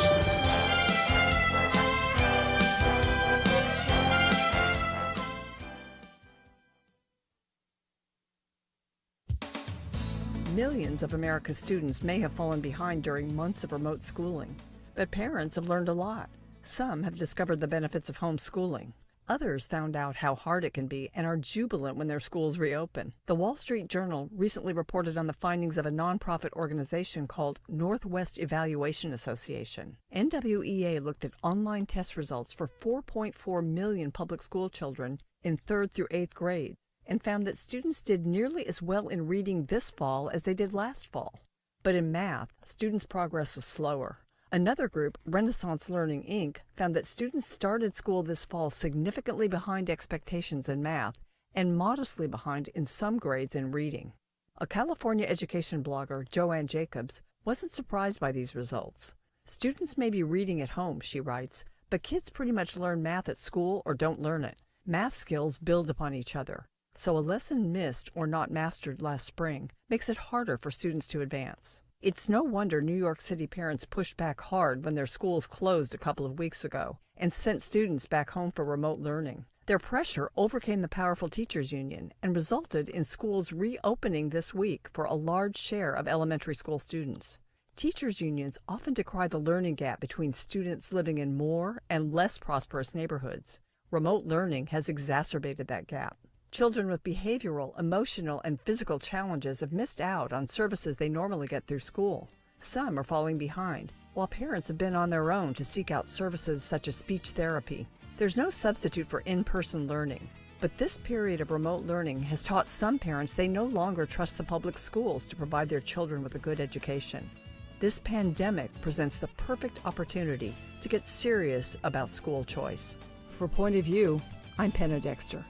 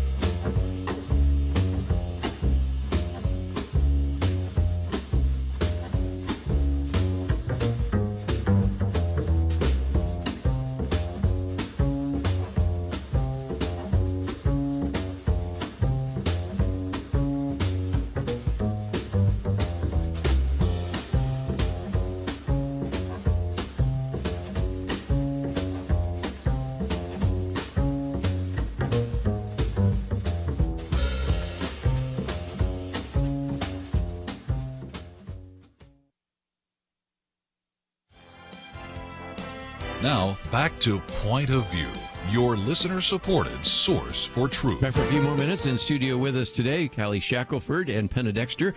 We're now going to talk to Arina Grossu, who is actually with the Jericho March. We've been talking about that for the last couple of days. But, Arina, I want to thank you for joining us today here on Point of View. Thank you so much. Talk about its origin, because I know that the Jericho March, which will be a march in, of course, Washington, D.C., around the Capitol, the Supreme Court, the Department of Justice, is based on Joshua 6. But give us an understanding of what's going to be happening not only in Washington, D.C., but in some of the state capitals, for example, in Arizona and Georgia, Michigan, Nevada, Pennsylvania, and Wisconsin. Sure. Well, Jericho March was born of a vision that I had, as well as our co-founder, Rob Weaver, and independent of each other. We both had a vision of prayer rallies taking place around the state capitals for election integrity, transparency, and reform. And we did not know each other a month ago, and God brought us together to work on Jericho March. And here we are. People have been marching every single day since November 5th and praying around the state capitals. We know that every state capital has had Jericho marchers pray, and some have every single day. And so today tomorrow is a big day in Washington, D.C., because we're going to have the National Jericho March, as you mentioned, as well as the prayer rally on the National Mall with amazing speakers, including General Flynn. But we're also going to have prayer rallies and Jericho marches at all the swing states, as you mentioned, tomorrow. And we know that Jericho marchers are going even at non-swing states. So all over the country, people are praying and marching around their state capitals and in Washington, D.C. And we are hearing that there are planes full of people coming to D.C. for the Jericho March. Arina, this is Penna Dexter. Thank you so much for being with us. A month ago when you had this vision, you could not have known, that things were going to go on this long, and that a lot of the battles were going to be in the courts where nobody can really do anything except pray. But somehow God gave you the idea for doing this, and also your colleagues separately. I think that's a real, a faith builder, a faith building statement. And I know I'm reading in your material that these are actually going to be very worshipful. Yes. And in fact, even though we actually did have a sense from the Lord that it was going to take a battle.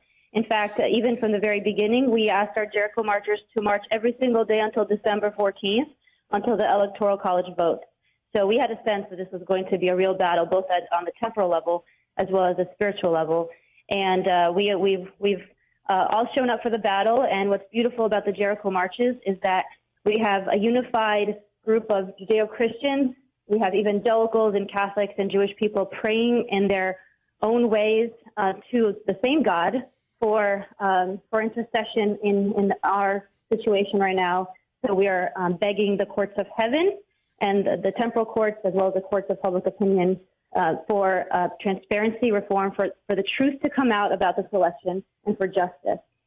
Well, two things I'm wondering is, one, how's the weather there in D.C.? And also, what about the media? I'm sure you've sent out all kinds of press releases. What are you expecting in terms of coverage?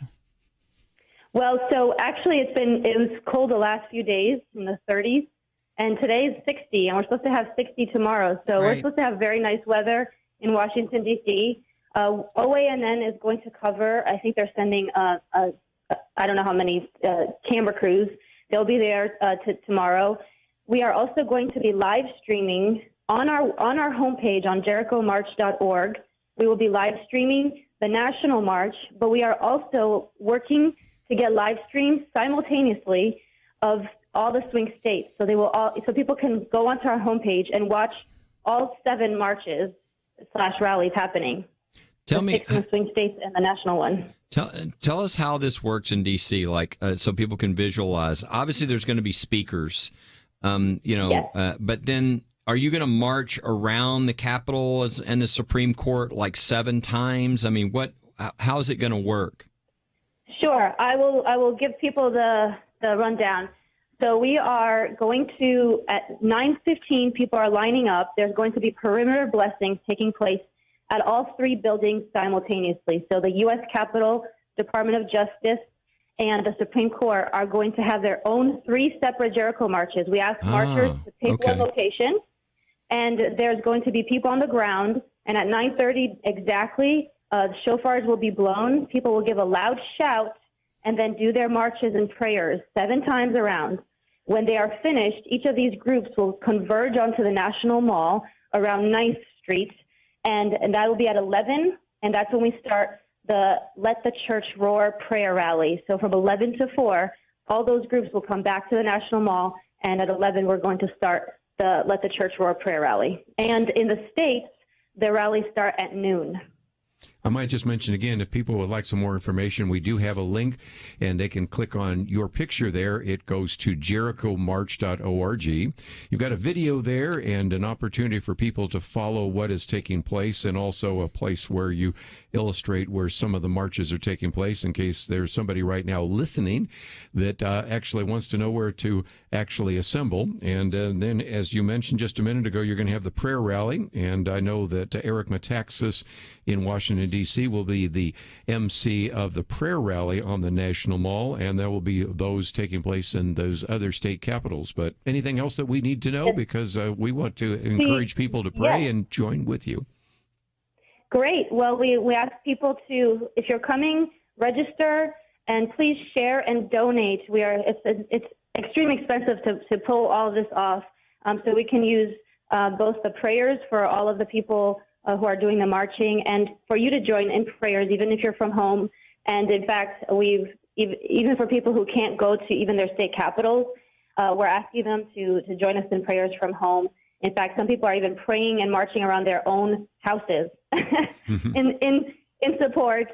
And we ask you to just join us in prayers and to share the news with people and donate if you can. Arina, we appreciate you joining us. Thank you. And even send your thank yous as well to Rob Weaver, because the two of you have had quite a vision, and we wanted people to know about that.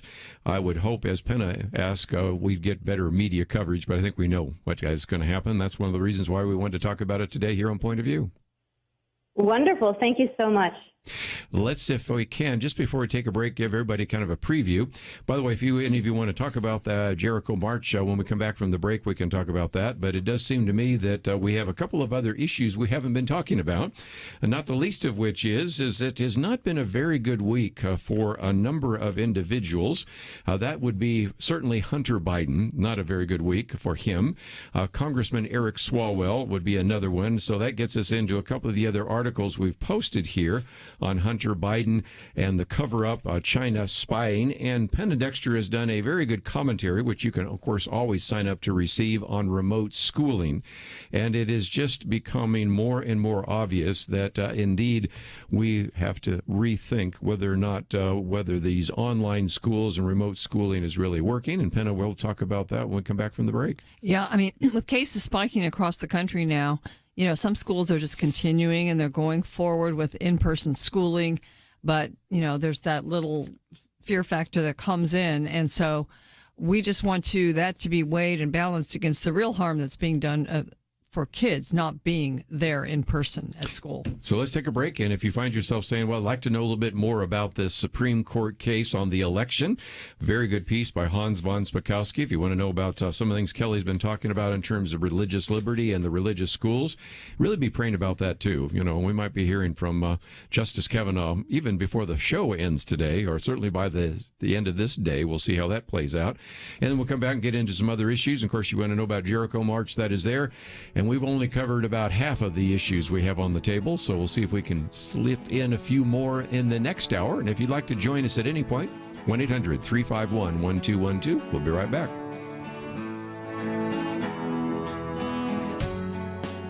Having civil conversations about important issues seems to be harder and harder.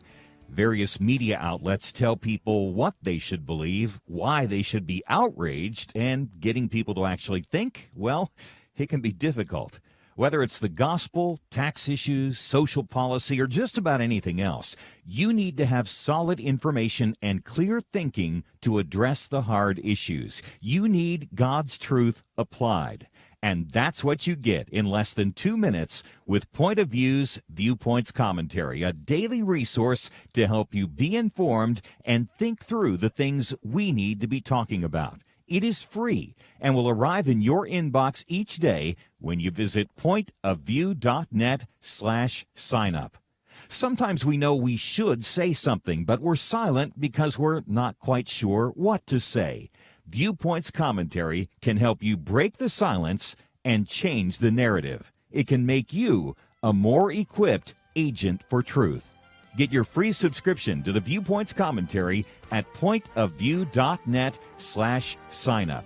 Pointofview.net/signup. Point of View will continue after this.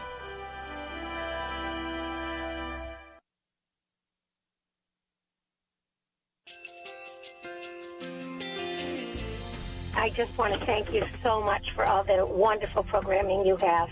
You're just absolutely fantastic. I recently started listening to Point of View, and I really found it interesting because of the different subjects you cover. Thank you for that. I really appreciate everything that you do in keeping us informed. Thank you, Kerby, for everything that you have been doing. I appreciate all the work that you're doing, advocating for the Word of God. Thank you so much. Point of View, I think, is absolutely necessary because it's a Christian perspective, a biblical worldview perspective, and receive very current, up-to-date information about what is really going on, week to week in our culture, which is changing so rapidly, and yet it's morally sliding backwards. Yeah, I'm just, first of all, I thank you guys. Y'all's program is wonderful, and enjoy it every day. I learn so much every time I listen to it. Point of View Radio Talk Show.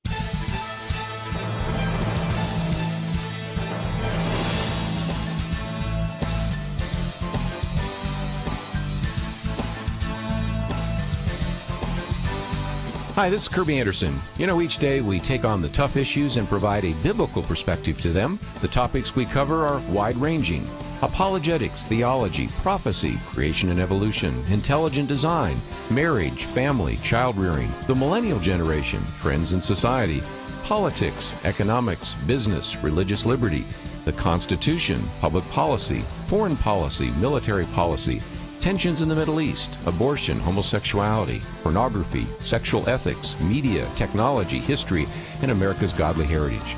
We talk about anything that affects your faith, your family, or your freedom. So don't go anywhere, because Point of View continues right now.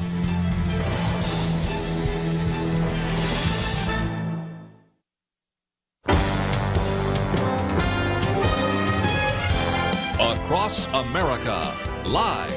This is Point of View.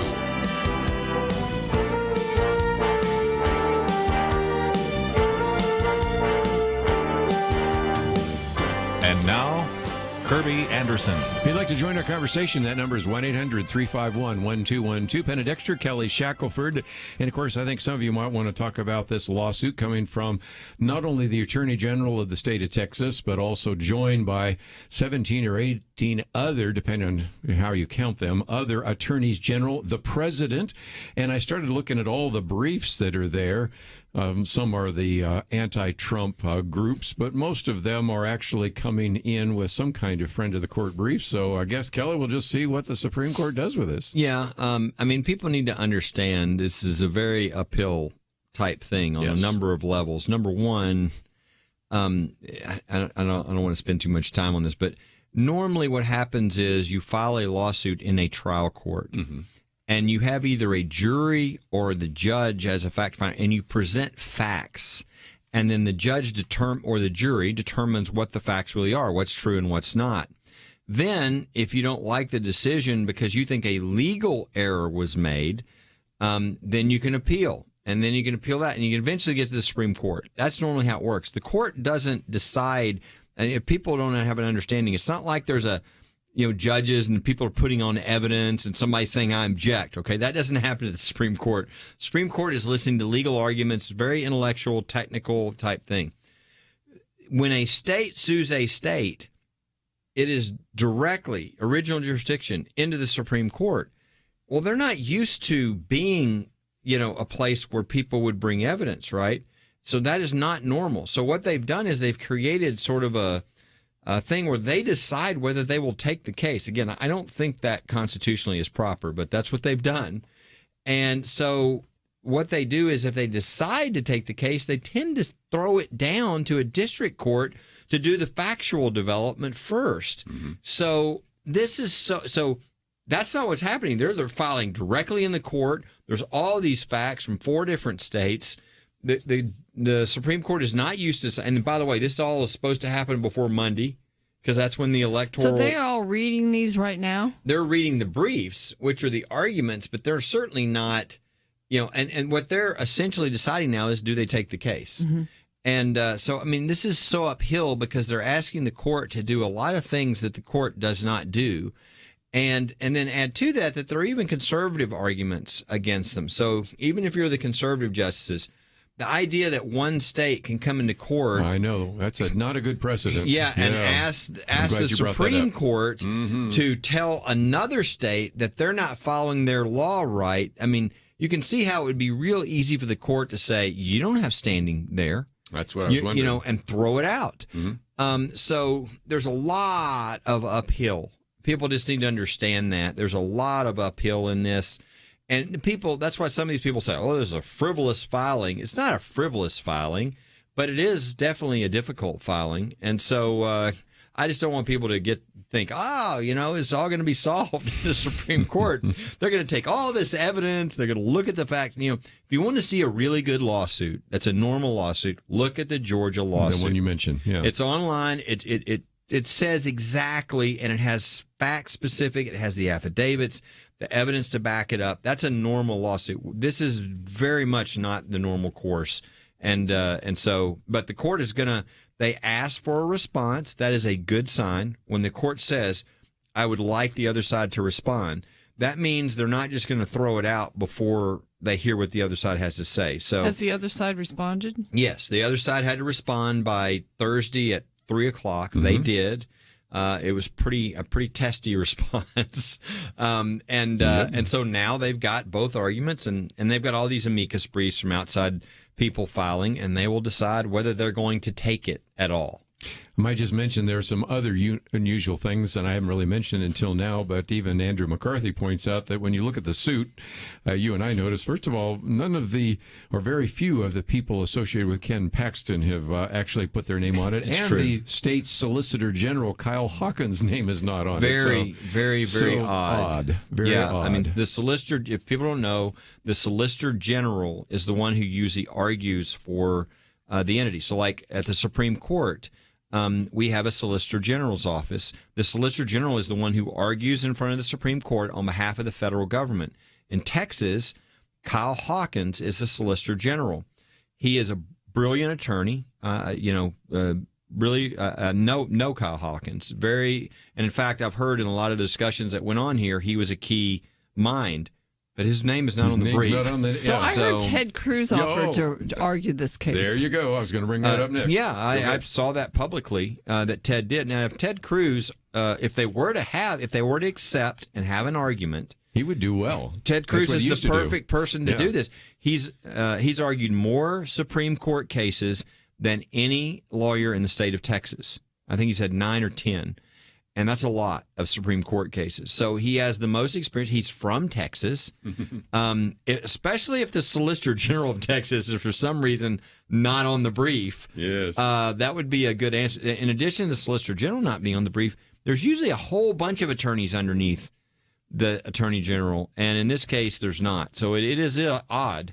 And who knows if that story ever comes out of why that is. But I think Ted Cruz arguing the case it would be a great remedy to that whole situation. Again, that only happens if they accept the case and want some sort of argument. And it could be that it does not happen. So again, you know we what? covered There's it. a lot of drama right now going on around the country. Yeah, like that's new, right? I mean, this is 2020. Every day there's something crazy.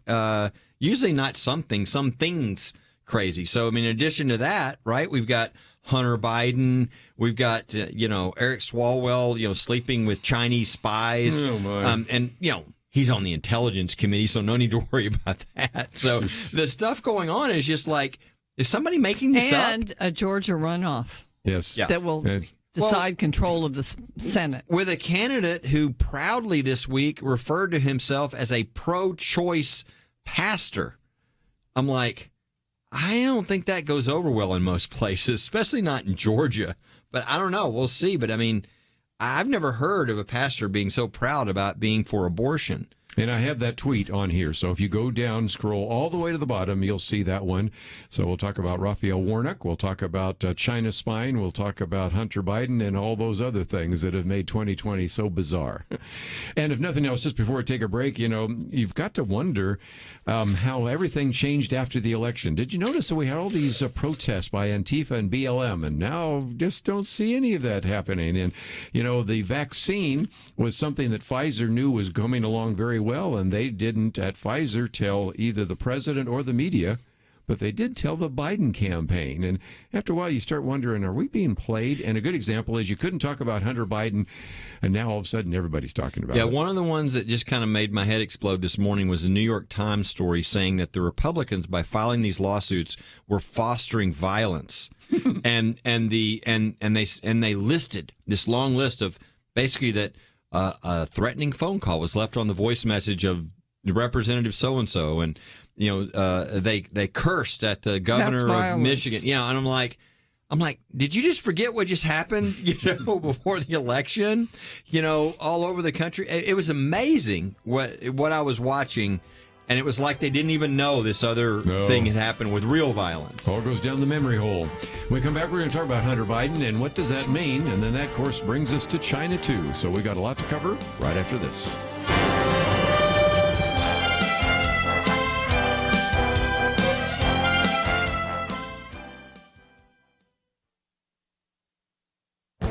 This is Viewpoints with Kerby Anderson. Earlier this week, I talked about a study by Dr. Robert Epstein who documented that Google bias may have shifted at least 6 million votes to Joe Biden. It turns out that this is not the first instance in which technology was used to rig an election. This happened in the 1876 election of Rutherford B. Hayes. Back then, we didn't have the internet, but we did have the telegraph, and Western Union had a monopoly on communications in America. Just before the election, the company manipulated information so that only positive news stories about Hayes appeared in the newspapers nationwide. Also, Western Union shared all of the telegrams sent by Samuel Tilden's campaign staff with the campaign staff of Rutherford Hayes. A recent article in the Washington Post recorded that voter intimidation was rampant in some of the southern states like Louisiana and Florida. Voter fraud was widespread in both parties. Southern Democrats used repeaters, which were people who voted repeatedly. They also printed fraudulent ballots to trick illiterate black voters into voting for Democrats. Voter turnout was the highest ever for a presidential election. In South Carolina, despite voter suppression, the official turnout was 101% of eligible voters.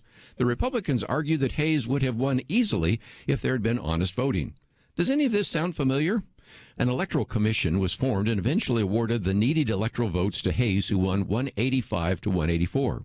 Democrats were furious and began a filibuster. There were cries of Tilden or blood, with a news report that a mob would descend on the Capitol to see that the vote count was done correctly. You know, we sometimes think we're in uncharted territory. Actually, something similar happened in a presidential election 144 years ago. I'm Kerby Anderson, and that's my point of view.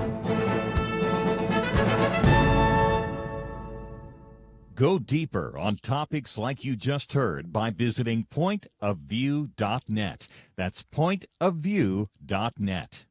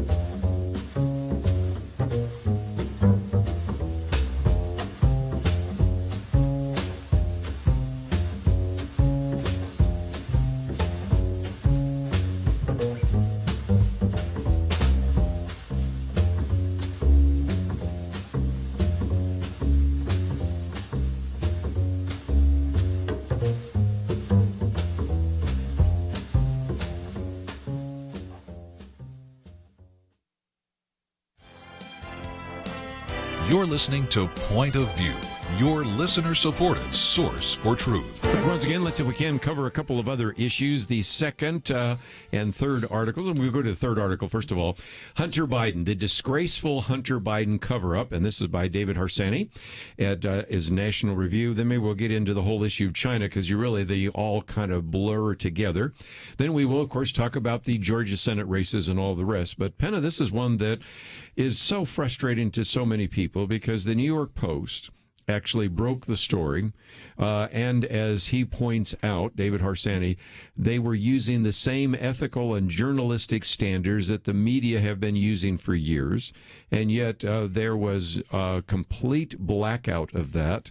We even this week talked about some of the studies that were done by the Media Research Center, where they interviewed 1,750 Biden supporters, had polling, and found out almost half of those individuals did not know about the Hunter Biden issue. And when they looked at that, as well as 7 other, there were 8 total stories, 3 that were negative towards Biden and Harris, and 5 that were positive for the Trump campaign. They found that at least 17% of those individuals would have changed their vote. And that means if indeed we hadn't had this terrible media blackout, Donald Trump would actually be going this week to an electoral college with 310, 311 electoral votes instead of right now. If nothing changes, Joe Biden will get 306. So you can see that this media blackout has done great harm to our media. It has. And our election. Hunter Biden, now it's being reported because Hunter Biden himself has come out and said there's an investigation. Apparently he didn't even know he was being investigated. And he says it's into his taxes. And, of course, that's kind of a way to start investigating somebody. But there's a lot more. I mean, I've even seen that there's a gift that investigators are looking at, that a 2.8 carat diamond that Hunter Biden actually received from an executive of a state-backed Chinese energy firm. So, it's kind of reminds me of the vaccine being, the news of that being released right after the election. Now, this news, it's getting a little more coverage after the election.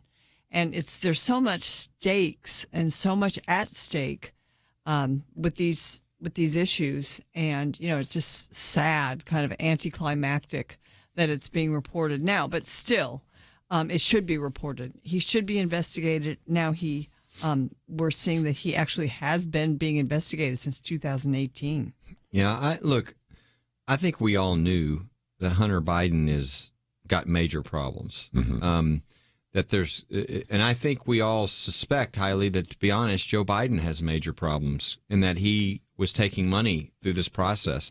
I mean, we've got foreign countries buying, family members while he's the vice president, and some of the money that his own business partner, said some of the money was going directly to Joe Biden. Yeah.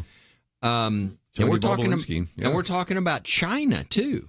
Which is our biggest. We'll get to that next. I mean, they're ready to take us out, and then of course they got the leak over the past week or so of how that they have a lot of people at the very top in place in the United States. That video, we've talked about. Yeah. So this is really disturbing. But I knew all that. I mean, it's obvious from coming out. What's really the most disturbing. You knew it, but a lot of people didn't know. No, and that's the thing. The most disturbing thing is what this says about what's happened to our media. And the tech. I mean, we had one of the oldest newspapers in the United States, the New York Post, that had this evidence, that came forward, that did, more traditional journalism. They had their facts, they had them backed up, they had the evidence, and not only did these, nutty, people on TV that you expect now, CNN and all these places, they're not journalism. They're like propaganda pieces at this point. They've lost all respect for what they're supposed to do. Not only did they do this, but the New York Post was blocked on Twitter and Facebook. And I mean, that's what's disturbing, is not only when we finally have somebody do real journalism, and again, if you have something that's good, it actually is good for you as journalists to be the Woodward and Bernstein, to find the information. And usually that would spread like crazy and people would be able to look at the information. The idea that was blocked is really disturbing for our country. And this cannot go on, or we will not have a country. Somewhat the job of journalists is to disinfect our country of corruption. And they're taking a holiday, a permanent holiday, and it's incredibly damaging to our country. And, I don't know. Nobody has any shame anymore. How could you be a journalist and say the things that these journalists said at this New York Post story when it came out? Now it's being shown to be all true, which we knew this was all there. But, I mean, do you have any self-respect? I mean, it's just amazing to me.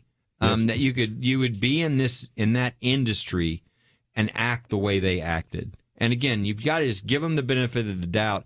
If you do, they're just so anti-Trump that they're blinded, and that they're doing things that are so that they don't even see it themselves, that they don't even see how corrupt they are and how they're destroying their own profession. But to me, that's even bigger long term than the fact of what I think many of us already knew, which is Biden's family is on the take, and he's probably involved in it too with foreign governments. And again, they just said, it's just Russian disinformation, where the real threat is China. So let me get to the other point, because I do want to leave some time to talk about Georgia. One of the other articles I've posted from our good friend Mike Huckabee, and in which he just reminds us of the fact that this is an investigation that has surfaced the fact that this particular individual, representative from California, Democrat Eric Swalwell, was involved with what they call a honeypot, which was something that has actually been used by the Chinese in the past It's amazing people keep falling for that because we've seen this over the years. But nevertheless, here is an individual, as of course Kelly pointed out just a minute ago, is on the House Select Intelligence Committee. She was able, in this particular case, Christine Fang, to actually place an intern in his office. Okay, what does that mean? That means she has access to the computers at both Washington, D.C. and back in California, access to intelligence of all sorts. And we now have John Ratcliffe. You two know who John Ratcliffe is. He was, of course, in the 4th Congressional District, but now is the head of our intelligence agency. He sees more intelligence than any other individual in this country other than the President of the United States. And he says the number one threat, there's no close second, is China. And yet you're hearing people on the other day on MSNBC, China's not our enemy. That's what they're saying. I think some of these people have to be on the take when you look at the number of Chinese spies that have been kicked out of this country. The head of the the head of the chemistry department at Harvard was removed because he was on the take from the Chinese. You had all sorts of individuals that were here as spies, and all of a sudden Donald Trump got rid of one of them, and all of a sudden the rest of them just scattered like a bunch of roaches when you turn on the lights. China is a real threat. And we have individuals right now that are apparently on the take from China, and they're in our government. That's not a good thing. That's not a good thing. Going back to this one member of Congress from California, Swalwell, he was one of the lead people making accusations that Trump was in collusion with, at the beginning of the whole Russia collusion issue. He was there speaking into this, and then it turns out that now he's had this relationship with this Chinese spy. I think it may have ended a while ago because once it came to light, and once it was out there, he had to pull away from her immediately. But it was years, and she helped him actually get from just being a city councilman in Northern California to then being in Congress and being on the Intelligence Committee. Is kind of a dicey spot for someone to be who's been in a relationship with a Chinese spy. But there you have it. It's just amazing what's all come to light now right after the election. So there's going to be a lot to talk about and to basically keep track of. And Nancy Pelosi's not going to remove him from the Intelligence Committee. Yeah, he's going to stay on the Intelligence Committee. She's kind of been his sponsor. She's backed him. Well, everybody else is calling for him to be out. And I think before it's all through, this is just going to be a really bad week for Hunter Biden and for Eric Swalwell and maybe even a couple of other members of Congress. And when we come back from the break, I thought I'd just mention, since you mentioned Nancy Pelosi, once you have an administration starting taking people out of Congress, in this particular case, if you assume Joe Biden's going to be the next president, you have a couple of representatives that are being picked. And that's going to then give Nancy Pelosi the slimmest House majority in modern times. And then, of course, Kelly and I want to talk about, maybe after the break, all the reconstruction of all that, because now you're going to have the actually redrawing of all these congressional districts. So what that means. And then we'll look ahead just a little bit to Senate less races in Georgia. So we got a lot to cover. We will do that right after this.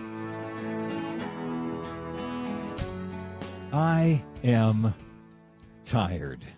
2020 has been a hard year for most of us, and though I'm guessing that we're all ready to leave it behind, the reality is that 2021 will arrive with its own set of uncertainties.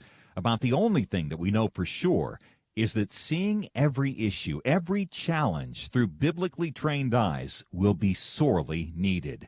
That's what you provide to people all across this nation and right here at home as you support Point of View Radio. People are tuning in. They're listening for longer times than before. It reveals that we're all desperate for fresh, rational, reliable, honest, hope-filled perspectives, and that's what you find on Point of View. Without you, that doesn't happen. But with you, hope will flow and hope will grow. Do your part for hope today at pointofview.net/donate or call 800-347-5151. Keep fighting with us. Give today. Pointofview.net/donate and 800-347-5151. Point of View will continue after this.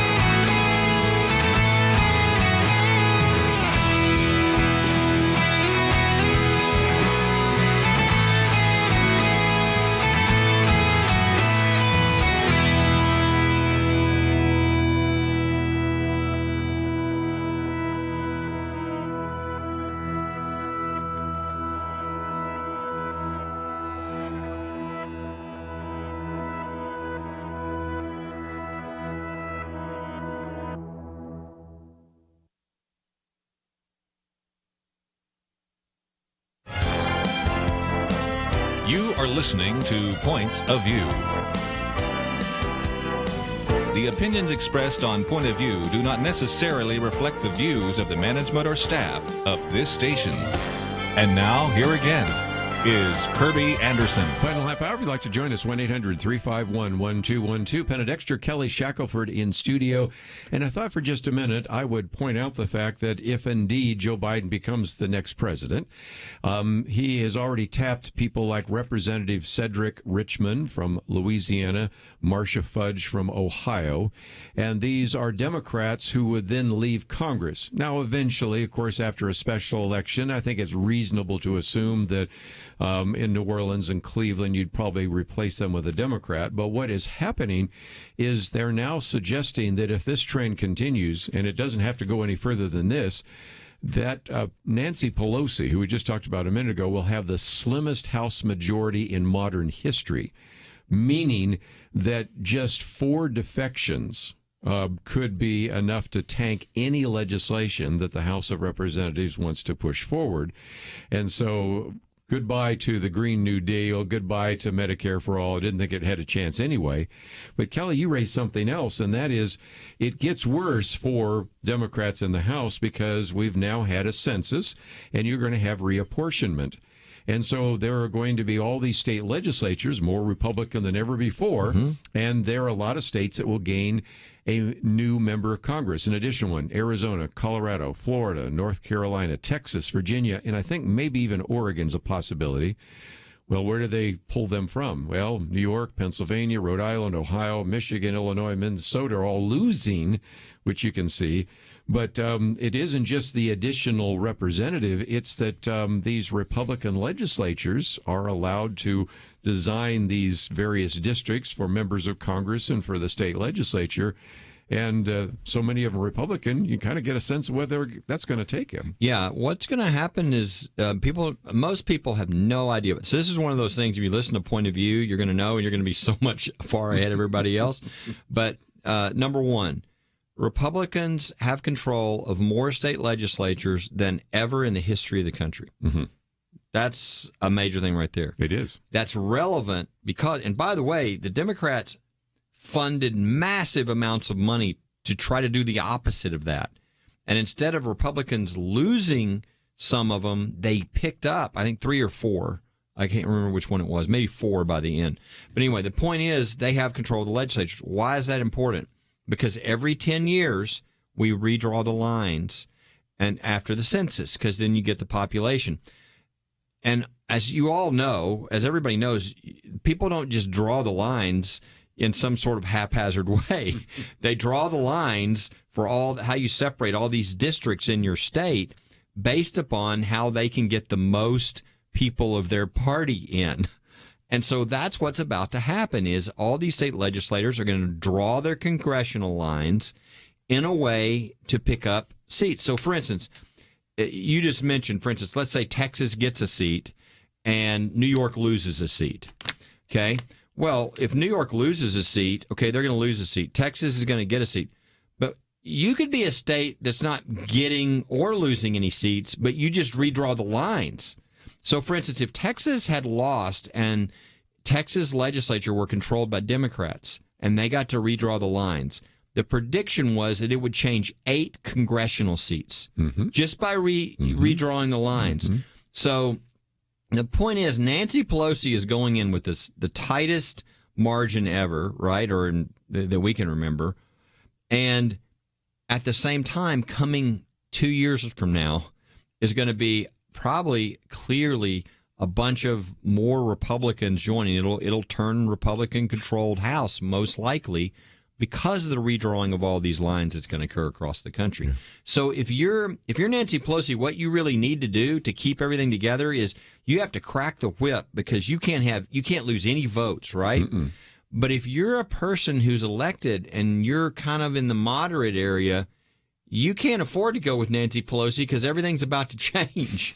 So it is going to be really interesting. She's in about the worst, as being the speaker, she's in about the most difficult position you could possibly be in. Almost no margin, with everybody thinking you're about to lose control. So why should I follow her off the cliff? Yeah. And again, the House Minority Leader, which is Kevin McCarthy, might be Kevin McCarthy, Speaker of the That's House right. 2 years from now. So Highly likely. Very, very likely. So just something to think about.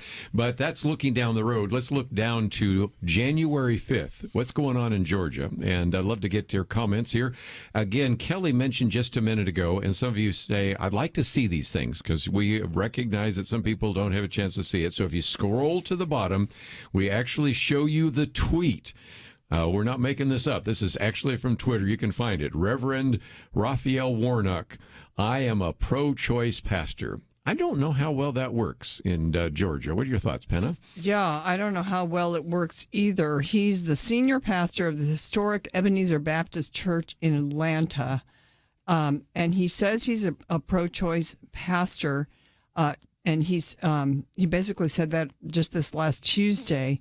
Emphasizing support for abortion in a conservative state like Georgia seems to be a little bit crazy, but he has done that.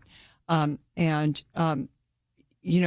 does the Bible teach about abortion? And there's, scripturally, certainly in Psalm 139, and also basically when you look at the passage where Mary visits Elizabeth, and the baby in Elizabeth's womb, John the Baptist, leaps and recognizes that Mary has a child in the womb. That's the one that he's calling attention to. He will be in his ministry, and so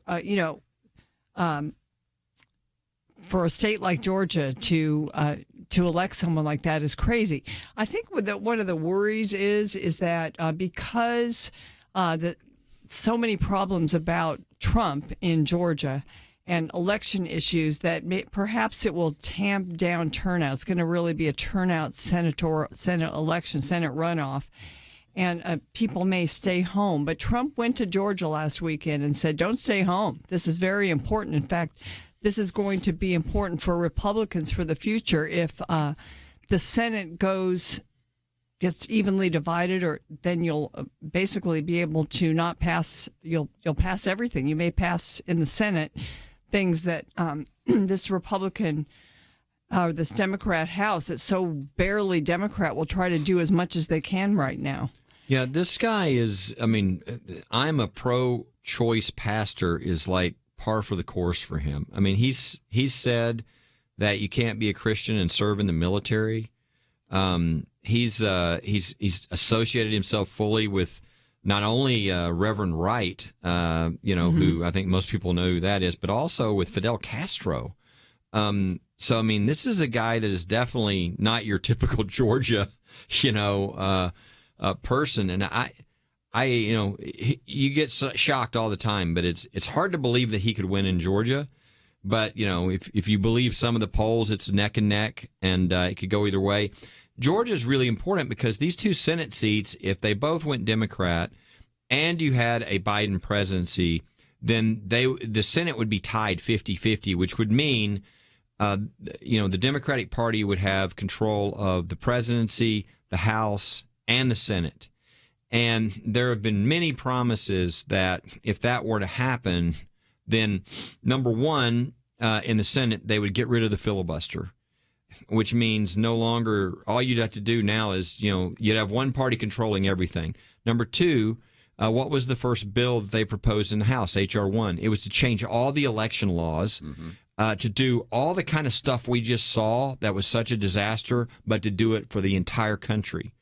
Number three, that they promised to pack the courts, which is to basically destroy the Supreme Court. And again, if you throw out the filibuster, then all you need is a majority vote and you pack the court.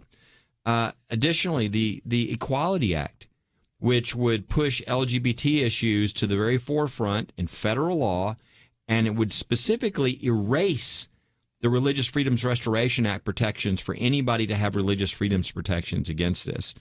And then you could add to the fact that they promised to do Puerto Rico and D.C. as new states, and would have 4 new liberal Democratic senators. So, I mean, what we're talking about here, if this all happened, is many people think the country would be under one-party rule from then on because of the way the system would be rigged. And I mean, I've heard a number of people listening to this would respect a lot nationally say that they think the country would be over. So that's how seriously people are looking at that election, because if you have one party rule with a lot of the radical things that have been promised, I don't think that those things could get through. Maybe I'm being too hopeful, but those are what's been promised, and heaven forbid we get rid of all those things that we've had for hundreds of years, like the filibuster, like no court packing, like all those different things, because it would dramatically change, if not damage our country forever. Again, don't listen to Sidney Powell or Lynn Wood saying don't vote. You need to go vote. And I'll take some phone calls right after this.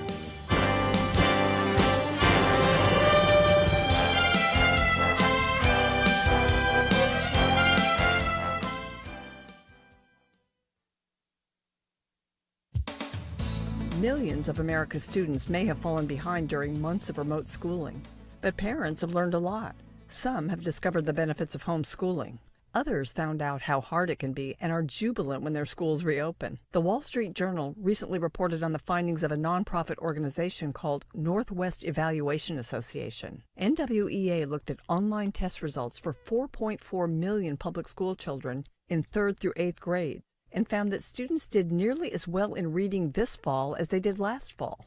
But in math, students' progress was slower. Another group, Renaissance Learning, Inc., found that students started school this fall significantly behind expectations in math and modestly behind in some grades in reading. A California education blogger, Joanne Jacobs, wasn't surprised by these results. Students may be reading at home, she writes, but kids pretty much learn math at school or don't learn it. Math skills build upon each other. So a lesson missed or not mastered last spring makes it harder for students to advance. It's no wonder New York City parents pushed back hard when their schools closed a couple of weeks ago and sent students back home for remote learning. Their pressure overcame the powerful teachers union and resulted in schools reopening this week for a large share of elementary school students.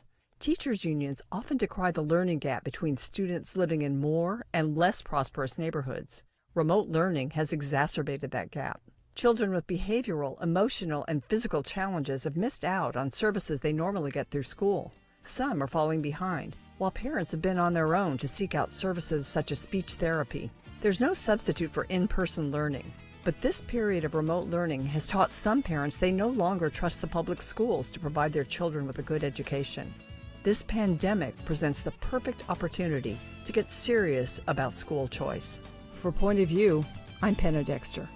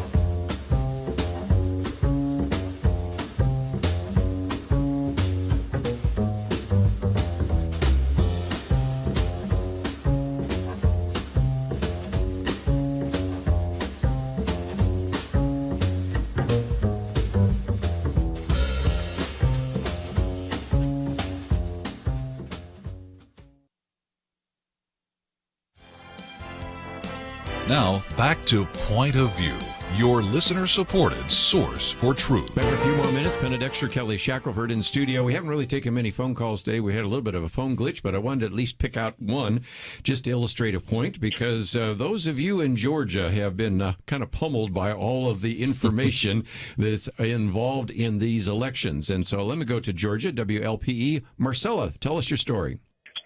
Hello. Boy, it's quite a story.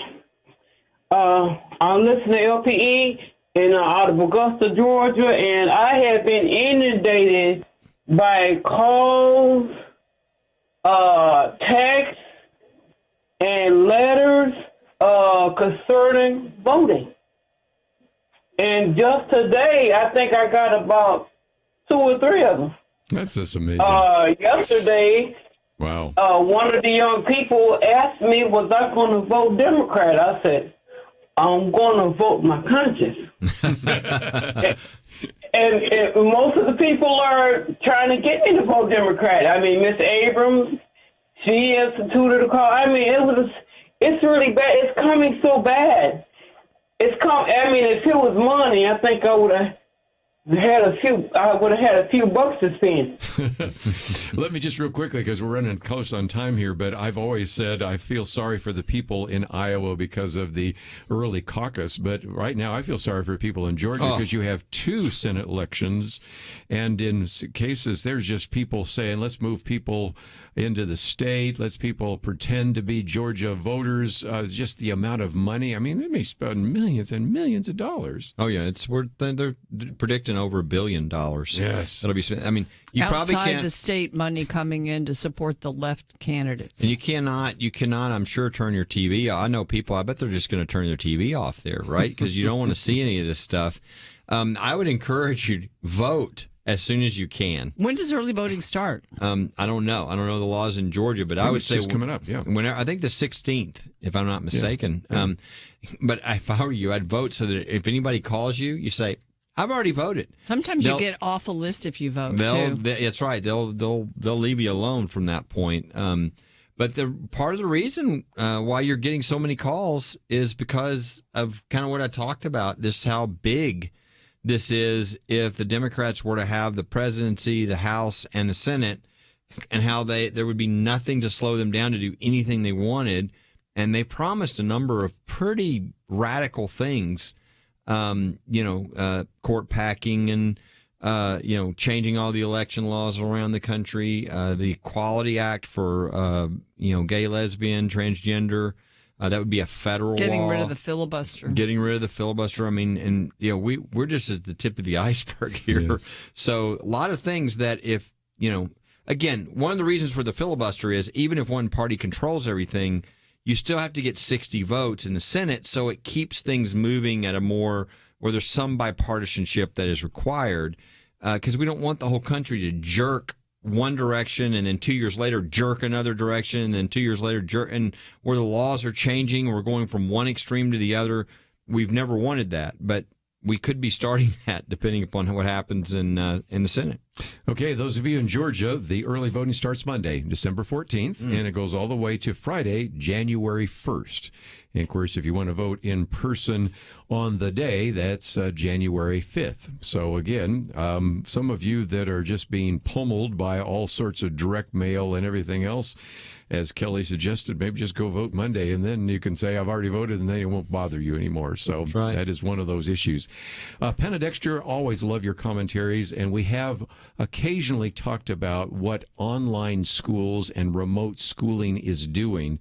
But your commentary today, which people could have just heard, or they can go and find it on the website, pointofview.net. Of course, we also, if you sign up, we'll be sending it to everybody in their inbox tomorrow if they've signed up. You found that, as we suspected, school needs to happen in person. This online education, remote schooling just isn't working. Throughout the pandemic, we've talked about that. It's been basically anecdotal, people just talking about how badly it's going and, how difficult it is for especially younger students and how many people have actually dropped off the radar altogether.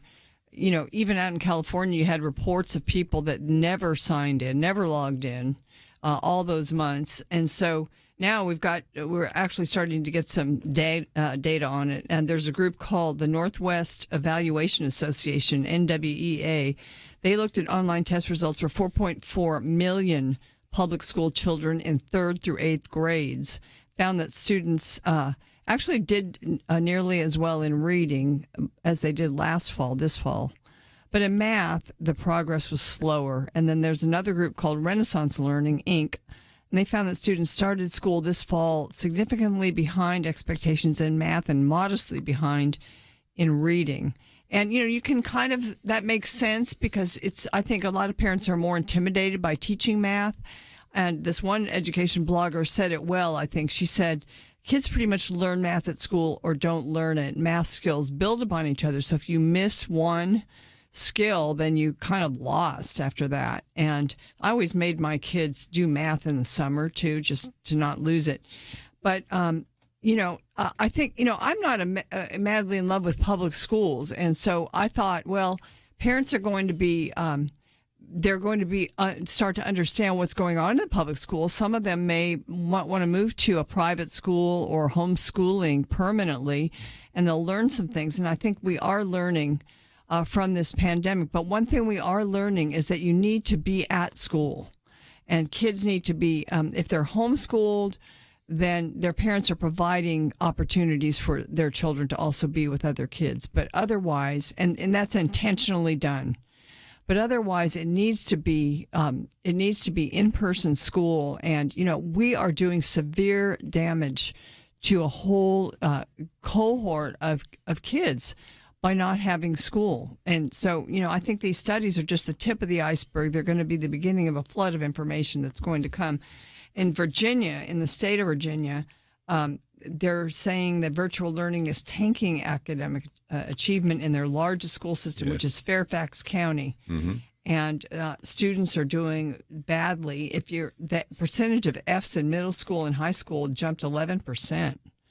From 6%, the study found, reflecting an increase of 83% from 2019 to 2020 in Fs.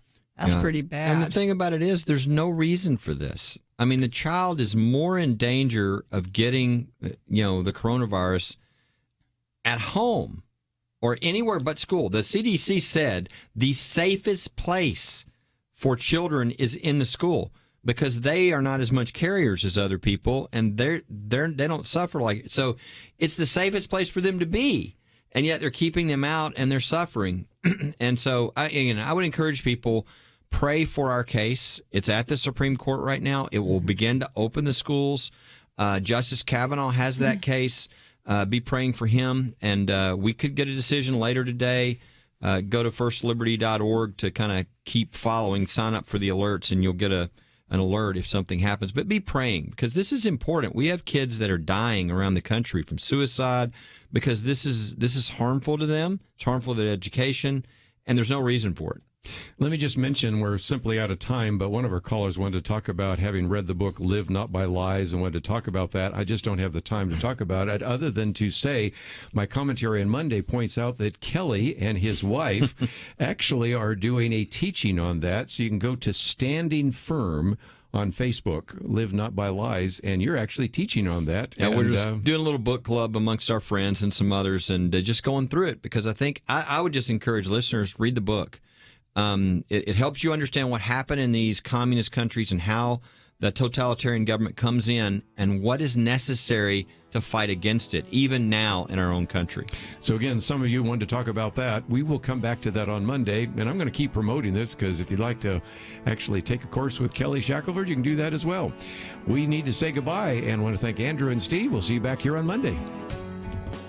Having civil conversations about important issues seems to be harder and harder.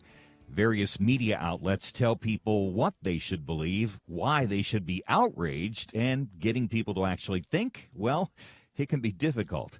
Whether it's the gospel, tax issues, social policy, or just about anything else, you need to have solid information and clear thinking to address the hard issues. You need God's truth applied. And that's what you get in less than 2 minutes with Point of View's Viewpoints Commentary, a daily resource to help you be informed and think through the things we need to be talking about. It is free and will arrive in your inbox each day when you visit pointofview.net/signup. Sometimes we know we should say something, but we're silent because we're not quite sure what to say. Viewpoints Commentary can help you break the silence and change the narrative. It can make you a more equipped agent for truth. Get your free subscription to the Viewpoints Commentary at pointofview.net/signup. pointofview.net/signup. Point of View is produced by Point of View Ministries.